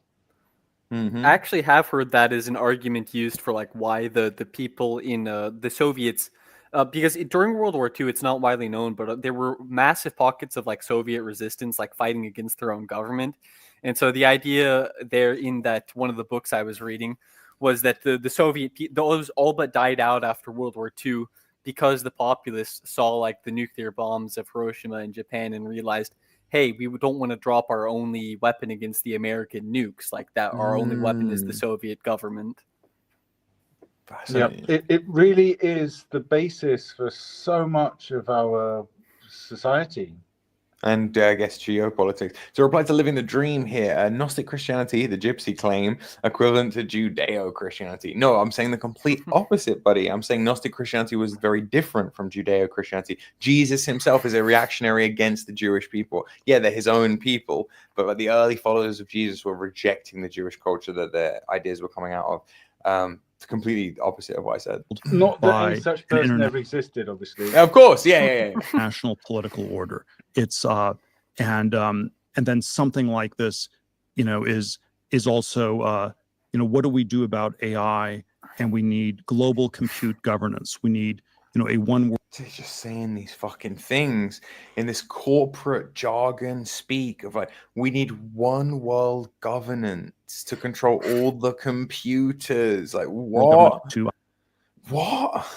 Control all the computers, log every single keystroke to make sure people don't program, a dangerous AI. And I've been wondering whether that's sort of a, going from, the frying pan into the fire. And so the atheist philosophical framing is one world or none. That was a short film that was put out by the Federation of American Scientists in the late 40s. Starts with a nuclear bomb blowing up the world. And obviously you need a one world government. What does it start with, Martin? To stop it. Every single time. And the Christian framing, which in some ways is the same question, is Antichrist or Armageddon. You have the one world state of the Antichrist, or we're sleepwalking towards Armageddon. One world or none, Antichrist or Armageddon, on one level are the same question. Now, I have a lot of thoughts on this topic, but clearly, go off, King. But sort of one question is, and this was a plot hole in all these Antichrist books people wrote. How does the Antichrist take over the world? He gives these demonic, hypnotic speeches, and people just fall for it. And so it's this plot hole. It's this daemonium. It's totally, it's implausible. It's a very implausible Mm-hmm. plot hole. Right. But I think we have an answer to this plot hole. The way the Antichrist would take over the world is you talk about Armageddon nonstop. You talk about existential risk nonstop. And this is what you need to regulate. It's the opposite of the picture of Baconian science from the 17th, 18th century, where, you know, the Antichrist is like some evil tech genius, evil scientist who invents this machine to take over the world. People are way too scared for that. In our world, the thing that has political resonance is the opposite. This is the guy. This is the guy on the world today who is the closest living person to actually having a machine that will take over the world. And he's flagrantly saying that. Sorry, Martin, go on. Yeah. Well, it's just very interesting that he brings up Francis Bacon.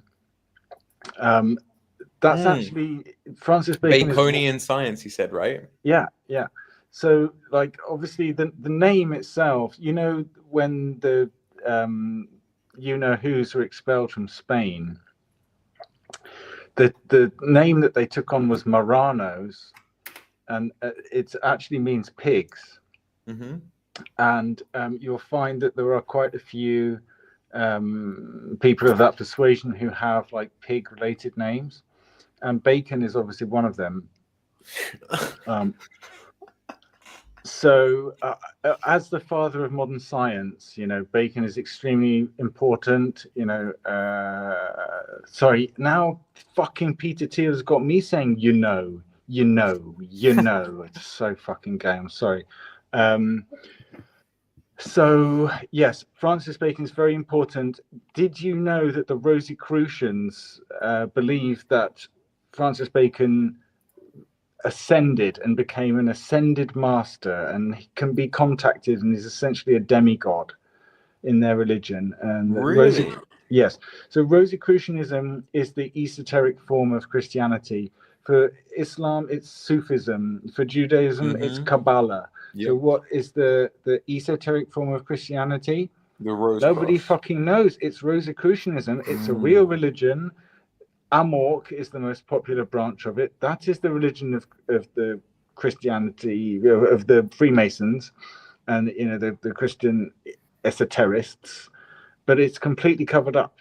But they actually believe that Francis Bacon is a god. They worship him, and he is the father of modern science. It is a pack of lies. Fascinating. Listen, it is the thing that has political resonance is we need to stop science. We need to just say stop to this. And this is where, yeah, I don't know, in the 17th century, I can imagine a Dr. Strangelove, Edward Teller type person taking over the world.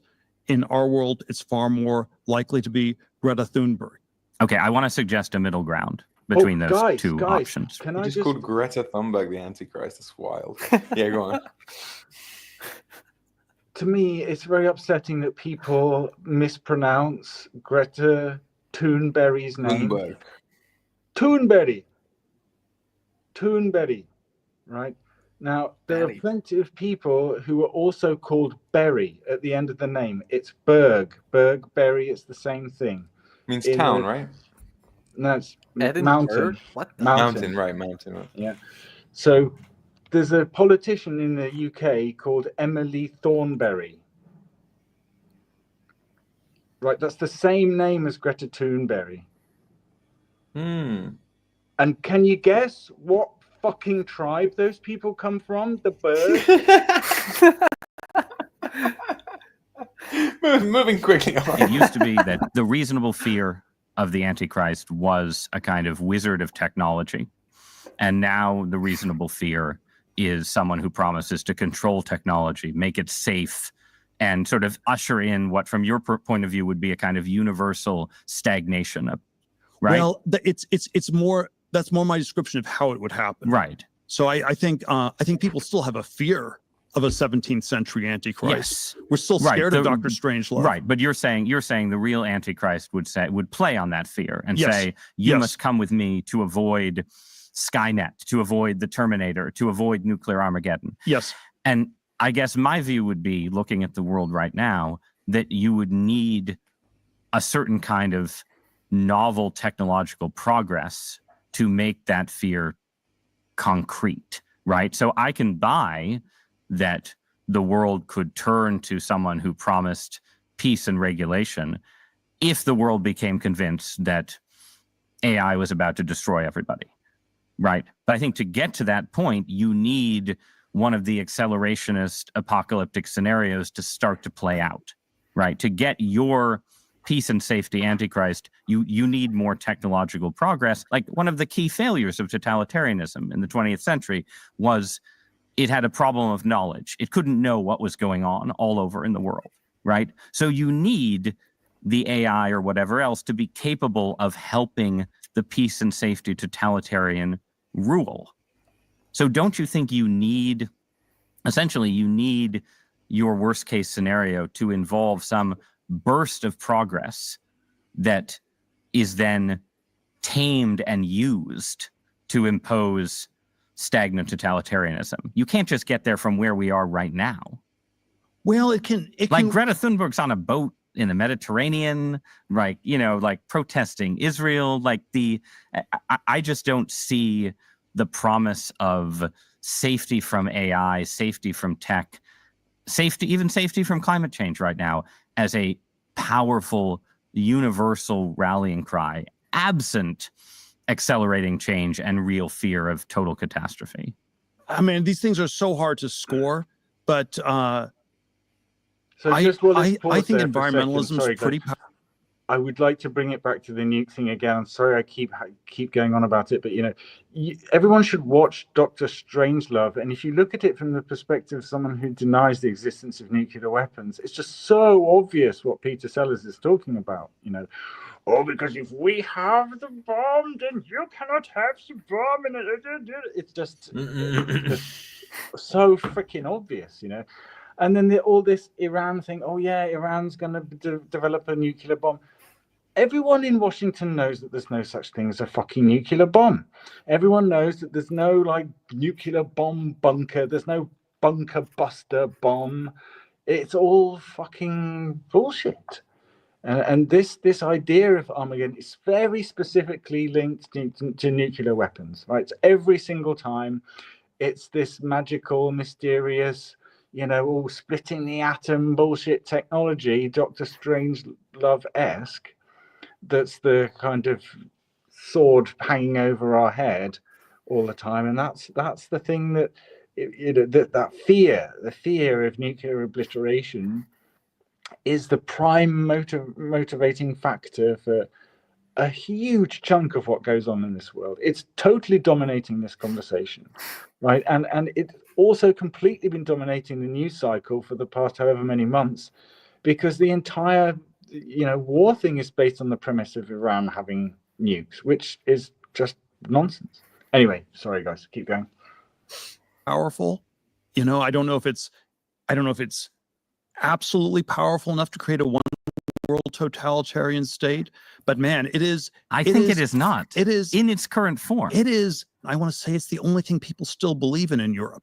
Like, you know, they believe in the green thing more than Islamic Sharia law, or more than in, you know, the Chinese communist totalitarian takeover. And the future is an idea of a future that looks different from the present. The only three on offer in Europe are green, Sharia, and, you know, the totalitarian communist state. And the green one is by far the strongest. And in a declining, decaying Europe that is not a dominant player in the world. It's always in a context, right? And then I would, you know, I don't know, you know, we had this really complicated history with the way nuclear technology worked, and you know, we didn't really get to, you know, a totalitarian one world state, but you know, by the 1970s, one account of the stagnation is that the runaway progress of technology had gotten very scary, and that, you know, Baconian science, it ended at Los Alamos, and then it was okay, it ended there, and we didn't want to have any more. And you know, when Charles Manson took LSD in, you know, the late 60s, where is he going with this? And started murdering people, what he saw on LSD what he learned was that you could be like Dostoevsky, an anti-hero in Dostoevsky, and everything was permitted. What, Peter? What? Everything is any permitted. Everything Because is he permitted. took You can be LSD. What? Charles Manson, Dostoevsky. What? Huh? What, Peter? Just techno babble. Look at the bags under his eyes, bro. This is. Wasn't of course, like not everyone became Manson's, Charles Manson. Wasn't Manson's thing? Bro, think not about that what he you could just do said. whatever? Think about what he just said. When Charles Manson took LSD, he realized you could become an anti-hero like Theodore Dostoevsky. And, and everything is permitted. And everything is like, what? Yeah, well, Sorry? that's like Christian, that's a wild by thing the to way. say. Is Christian, by the way. Like, what the? Manson. So, But in just- my sorry telling, to sound like in my a telling of the record history, here, everyone guys. became as deranged. That Charles Manson thing is just totally fake. You go back and look at the photos. Okay, bro. I'm going to assume everything is fake from mine. You got to assume like Charles all Manson. the hosts, But Charles anything Manson you did read in not the news is become the fake. Antichrist. Absolutely, totally fake. Yeah, never happened. And take over Man's the world, son. right? We're ending in the apocalyptic. No, but and my telling of the history of the 1970s is the hippies did win, and we landed on the moon in July of 1969. Nope. Woodstock started 3 weeks later, and with the benefit of hindsight, that's when progress stopped and the hippies won. And yeah, it was not literally Charles Manson. Okay, but you're just. I want to stay with the Antichrist just to end, right? And you're retreating. You're saying, okay, environmentalism is already pro-stagnation and so on. Okay, let's agree with all that. I'm just but saying we're things not are living powerful. under. We're not living under the Antichrist right now. We're just stagnant, right? And you're positing that something worse could be on the horizon that would make stagnation permanent, that would be driven by fear. And I'm suggesting that for that to happen, there would have to be some burst of technological progress that was akin to Los Alamos that people are afraid of. And I guess this is my very specific question for you, right? Is that you're an investor in AI. You're deeply invested in Palantir, in military technology, in technologies of surveillance, in technologies of warfare, and so on, right? And it just seems to me that when you tell me a story about the Antichrist coming to power and using the fear of technological change to sort of impose order on the world, I feel like that Antichrist would maybe be using the tools that you were building, right? Like, wouldn't the Antichrist be like, great, we're not going to have any more technological progress, but I really like what Palantir has done so far, right? Yeah, I mean, isn't that a concern? Wouldn't that be the Look at his face? Bro, because the whole charade is collapsing, right? Like, oh, damn, yeah, the Christian people I've been trying to appeal to of all of this absolute nonsense of like, hey, did you know that when Charles Manson and Dostoevsky had a fucking... I'm still reeling from that, to be honest with you. I can't go The over. irony of history would be that the man publicly worrying about the Antichrist accidentally hastens his or her arrival. He's speechless. They're all there are all these different. Shit, Peter. You can see scenario. his, you can I see obviously him don't loading, think that that's like, what I'm loading doing. bar. I mean, to be clear, I don't think that's what you're doing either. I'm just interested in how you get to a world willing to submit to permanent authoritarian rule. Well, but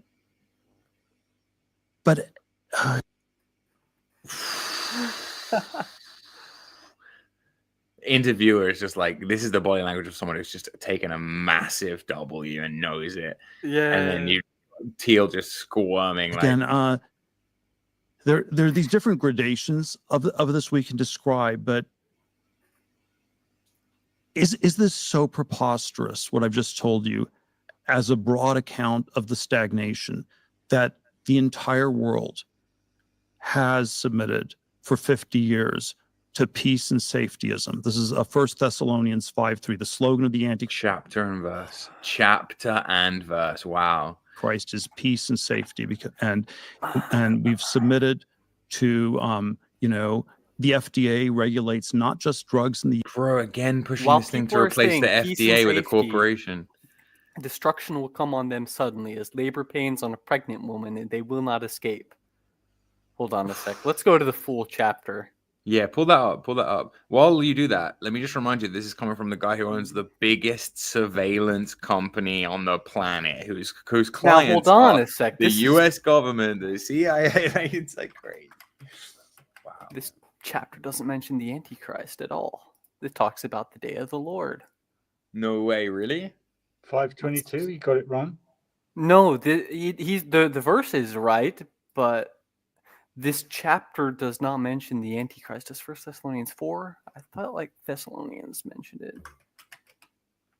Anyway, Yeah, no, this chapter That doesn't would mention be, the Antichrist that would be, at if all. that's true, that's crazy. He's just pulling verses out of his ass. Like, I mean, think the I also chapter have the a- chapter is a correct quote, but it's not about the Antichrist. wow. But US, it's about but the apocalypse. It's about the day of the Lord. It's about God returning. Right.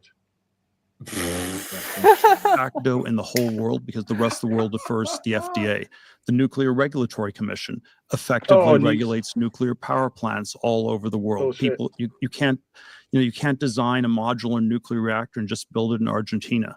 They won't trust the Argentinian regulators. They're going to defer to the U.S. And so it is at least a question about why we've had 50 years of stagnation. And one answer is we ran out of ideas. The other answer is that something happened culturally where it wasn't allowed. And then the cultural answer can be sort of a bottom-up answer that it was just some transformation of humanity into this sort of more docile kind of a species, or it can be. Can we just talk about stagnation? Can we, like, they've mentioned that word like 50 times, right? So I live in Japan, as you know, and Japan is accused of having been like stagnant for the past 3 decades. What is it? Lost decade, It's fine. Right. Yeah. What's wrong with stagnation? You can't stop progress. Do you ever watch that, guys? Progress is actually progress towards evil. It's always inexorably moving in the direction of evil. If stagnation means slowing the process of entropy, if it means slowing the process of the decay of our society, I am pro stagnation. Yeah. Let's say they want progress at all costs. Like, stagnation is the enemy of progress, right? But actually, conservatives and traditionalist-minded people, like smart people, want the opposite. We want to go back. Yeah, we don't want fucking progress. We don't want your fucking filthy progress. Stagnation is infinitely preferable to progress, and regression is preferable to stagnation. I also want to. Sorry, keep going, Martin. No, I'm done. I just want to point out, like, the theological problems from the Christian perspective on his view of the Antichrist. I can pull up 1 John 4 and verse 3, which says that every spirit that does not confess Jesus is not from God. This is the spirit of the Antichrist, of which you have heard that is coming, and now is already in the world. Like, the Antichrist is not a person. Like, that's, as far as I know, kind of like a later, like, interpretation made by a lot of like dispensationalist or premillennialist types, but I don't think it lines up with actual scripture in the New that is Testament. interesting, actually. Yeah. I would claim that, conception of what the Antichrist is. I would claim, for instance, that the Pope in Rome is a form of Antichrist, but where a lot of people in the chat would spurg out at me. I think I have a playlist called "Paul is the Antichrist." The Apostle Paul. The Apostle Paul. It's funny that Thiel quotes Paul here. He's just quoting, only Paul verses. At least partially top down, that there is this, this machinery of government that got changed into this stagnation thing. I think something like this. Nuclear power was supposed to be the power of the 21st century. Give me a fucking break. It somehow has gotten off-ramped all over the world on a worldwide basis, So in a sense, we're already living under a moderate rule of the Antichrist in that telling. Do you think God is in control of history? Good question. Man, this is again like Christian, by the way. Yeah. Christian, by the way, do you think God is in control of history? Oh, well, yeah, let me just tell you. If he is, he's a fucking asshole.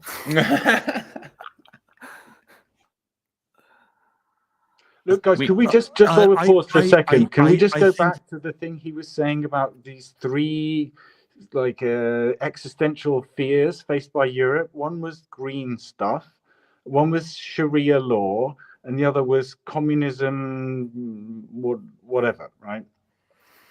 So I'm all for Sharia law. I think Islam is right about women. I think Islam is right about the you-know-whos. I think Islam is right about a lot of things. We could learn a lot from those people. And instead of being fucking gay all the time, we should be muscular and masculine and ungay, right? So obviously the problem with Sharia law is that it comes from Islam, which is an extremely ethnocentric, pro-Arab, Arab supremacist religion. 5 times a day, whether you're in the Philippines or in Malaysia or Indonesia or wherever you are, you have to say your prayers in Arabic, right? The rest of the time you can pray in, Tagalog or whatever language they speak, wherever in Nigeria or wherever, but your 5 daily prayers have to be in Arabic. And only native Arabic speakers can truly understand the Quran, right? So even if you're a Pakistani Urdu speaker or whatever, if you're not born native speaker Arab, you are a second-class Muslim. That is racial supremacy. So the other Abrahamic faith, Judaism, is also a racial supremacist religion. So the only Abrahamic faith that doesn't have racial supremacy built into it is Christianity. Which religion do the white people get? Oh, look, it's the gay one. Fantastic, right? Obviously, the green stuff he's talking about is just, scientific bollocks.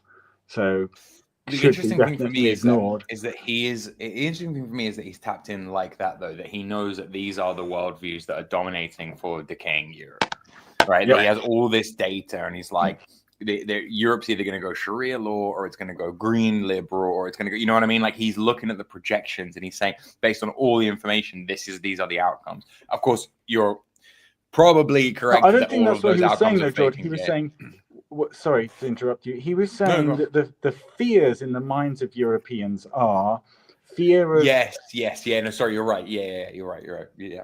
But that's what I mean. He has the data on those fears, is the point I'm making. He's just playing. I doubt that it's based in data, because everything that he's saying is just politically motivated, right? But only one of those 3 things is an actual threat to us, right? The green stuff is bollocks. The Chinese, the Chinese communists are going to take over Europe tomorrow, no. But obviously in 20, 30 years, Muslims will be a majority in Europe, and they are going to rape your children. Yeah, they're going to enslave your daughters. They're going to murder the men, and they will completely take over. They will subjugate, and they will rape everybody. So if my choice is between Peter Thiel's gay space fascism and Islamification of Europe, that'll be an interesting. That's what I kind of want to talk about once we're done with this interview. Okay, right. Like, what's the alternative? There's always room for human freedom and human choice. These things are, or at least where we are today, these things are, they're not, they're not absolutely predetermined one way or another. Right. But God wouldn't leave us forever under the rule of a mild, moderate, stagnationist Antichrist, right? That can't be how the story ends, right? It's attributing too much causation to God is always a problem. If I don't know, there are different Bible verses I can give you, but I'll give you John 15:25, where Christ says, "They hated me without cause," and so it's all these people that are persecuting Christ have no reason, no cause for why they're persecuting Christ. And if we interpret this as a ultimate causation verse, They want to say, I'm persecuting because God caused me to do this. God is causing everything. And the Christian view is anti-Calvinist. God is not behind history. God is not causing everything. That's if you say God's causing everything, God is not behind history. That's God is not causing everything. If you say God is causing everything, But God is. But wait. that's, but God that's is. you're But, scapegoating God. but God is You're behind. scapegoating God. What the fuck? Okay, but God is behind Jesus Christ entering history because God was not going to leave us in a stagnationist, decadent Roman Empire, right? So at some point, are you even Christian? It's crazy At that some you like point- called out Calvinism like that, because Calvinism is the only, like, honestly, it's the only other form of Christianity other than like my current stuff that I would consider to be remotely interesting and have actual answers personally. Right. No, at some I'm point, not- God is going to step in. I am not Right? I am not that What's he Calvinist. waiting and, for? That's not this is- Calvinism, though. That's just Christianity. no, God will not leave us eternally, staring into screens and being lectured by Greta Thunberg, right? He will not abandon us to that fate. It is there is a great, I don't know, for better and for worse, I think there's a great deal of scope for human action, for human freedom. If I thought these things were deterministic, you might as well, maybe just accept it. The lions are coming. You should just have some yoga and prayerful meditation and wait while the lions eat you up. And I don't think that's what you're supposed to do. It's No, I agree with that. And I think on that note, I'm just trying to be hopeful and suggesting that, in trying to resist the Antichrist, using your human freedom, you should have hope that you'll succeed, right? We can agree on that. Good. Peter Thiel, thank you for joining me. Thank you. One of the most weirdest, stilted, bizarre things I've ever fucking. You want to know like another like odd schizo thing? Did you see that video of the e-girl on Jubilee who was like acting all nice and like she like Radfem Hitler retweeted and was like, this woman is clearly insane? No, I didn't. But what was that about? Yeah. No, I did. You see this picture? Should we pull her up? Let's pull her up. Actually, that Let's picture get of the Peter Jubilee Thiel chick. that I have in my profile that's picture is brilliant. an altered version of a picture of Peter Thiel with her. With her in San Francisco, yeah. Yes. I guess. See, but doesn't that show you how tapped into the meme, like he is, and how into internet culture he is, as just this old gay guy? What do I type in to find her? Maybe like what's it called? Let me look at Radfem Hitler's tweets. Yeah, what was the show called? Do you remember? Jubilee. It's on Jubilee. Oh, Jubilee. Then we'll find it. Yeah. Jubilee, man, Jubilee cracks me up. They've got one on there at the moment. Candace Owens versus 20 feminists. Oh, bro. Kind of dope. Not gonna lie. It's just like Candace Owens is going to convince them that it's the Jews who made them feminists. Which one would it be? 6 exes versus one couple or some shit? I don't know. There's so much stuff in here. But I know exactly who you're talking about. This really cutesy, like hyper feminine woman who's like. So Armand, what were you saying just before about like you want to talk about alternatives to Thiel? Yeah, because like I don't see a way out of the Thiel future, and like if it gives you the ethno state, like I know it's a horrific future, but you've said yourself that in all ages humanity is enslaved in one way or the other. Like, what do you do? Like, Yes. What if you do buy into the Martin Webb Archons thing, then you kind of do have to accept that you are being enslaved by something at every point in history. It just seems like now we're moving from being enslaved by religion to being enslaved by the machine, right? And like just how back in Roman times they moved from being enslaved by literal slavery to being enslaved by religion, right? Like it's just a different way of being enslaved. No, Martin's enemy, Martin's mortal enemy, Gnome Chad is empty. You like my hat, Martin? I can't see it. What does it say? It says cock on it. It's like my chickens. Oh, cool. I'm actually in Portugal right now, and I'm surrounded by cocks. You should go watch some of the cockfighting. I will not. Why not? I'm with my fucking kids. They would love to go see roosters fight. Okay, I found the post. Let me send you the post. Yeah, roosters fight, bro. It's what they do. Check DMs. Let me see. Okay. Yeah, that woman was photographed with. No, it's not a Jubilee show. Where is it from? Armand. Yeah, what's up? No. Don't you have a 40-year-old Asian girlfriend? No, I don't have a 40-year-old Asian girlfriend. I have a 27-year-old Asian girlfriend. Not like? too late to knock her up. What's that like, Armin? It's all right. Oh damn, dude! Oh, this is hilarious. Let me see this. Do you feel like you're on a leash? No, I don't. I'm taller than her, so it cancels everything out. Like significantly taller. That was such a cope. That was a height cope. I love that meme. Like honestly, I support the Thiel thing if that's the Thiel thing. You know, I love Joy Division. I love David Bowie. I love the Smiths. You know, I like Nietzsche and Mishima. Yeah. Real. Armin, change the topic. That's the right thing to do. Well, we're focusing on Peter Thiel right now. You know. Hey, he's into some weird shit too. Hey PM, I'm not demanding you submit to Peter Thiel, okay, buddy? But like, I don't see an alternative if you want an ethno state. No, but this is the thing. Armand, I think as a young guy who's Christian, who's white, who believes in traditionalism, who can look at this list and say, hey, you know what? I don't hate BAP. I don't hate Mishima. I don't hate David Bowie. I don't hate NATO as a concept if it was based. I love David Bowie. Right? Like aren't you the target demographic for this kind of no, Thielism? That's true. But like honestly, man, I don't know what else I'm supposed to do at this point. You're supposed to put on the dress. You're supposed to put on the dress like David Bowie did. No, I'm good, thank you. You know, I can appreciate his music without appreciating some of his more unsavory behaviors. That's such a cope. guys, I separate the art from the artist. Well, I know you can't do that, but I can still enjoy his music. You can. Yeah, but you enjoy him when you enjoy his music. Guys, thank you so much for tuning in live. I'm pretty sure we're going to knock this stream on the head now.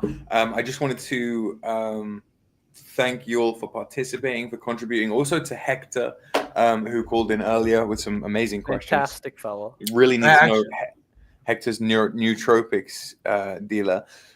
No, I'm sorry. Like, Noam, what do you think about technocracy? What do you think about the fact that all these gay Silicon Valley weirdos are going to own all the information and therefore all of our lives in the future?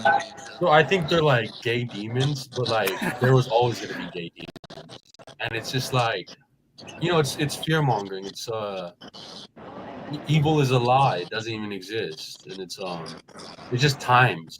So like, yes, you have these like Silicon Valley perverts. But at the same time, you could get rid of all these people and new ones would emerge just based on the energy in the air. And there will always be perverts. There will always be perverts. And guess what? Banger. The perverts are always going to have more of a claim than you. And that's why you want to be the pervert, the ultimate pervert? I'm not even perverted on me. Oh. I think, guys, everyone. we should not be so pessimistic about the possibility of eradicating perverts. Like, if we start now, we can make a significant impact. Oh, Martin. There's always going to be someone bored enough to be a pervert. Well, we just have to keep stomping them until there aren't very many left, and then they won't. You're not the first to say this. And what happens is people are stomping them, and then eventually, you know, it becomes a perversion in itself. It's an unbreakable cycle of time, Martin. I think you're too pessimistic there. I'm optimistic, actually. I think life is peachy. Well, I think we should still strive for the zero pervert goal. I think it's a noble goal. I think everyone just needs to relax. Well, never relax when around perverts. Around blacks, never relax. Well, that depends. Are the perverts relaxed? Their sphincters probably are. Mm-hmm.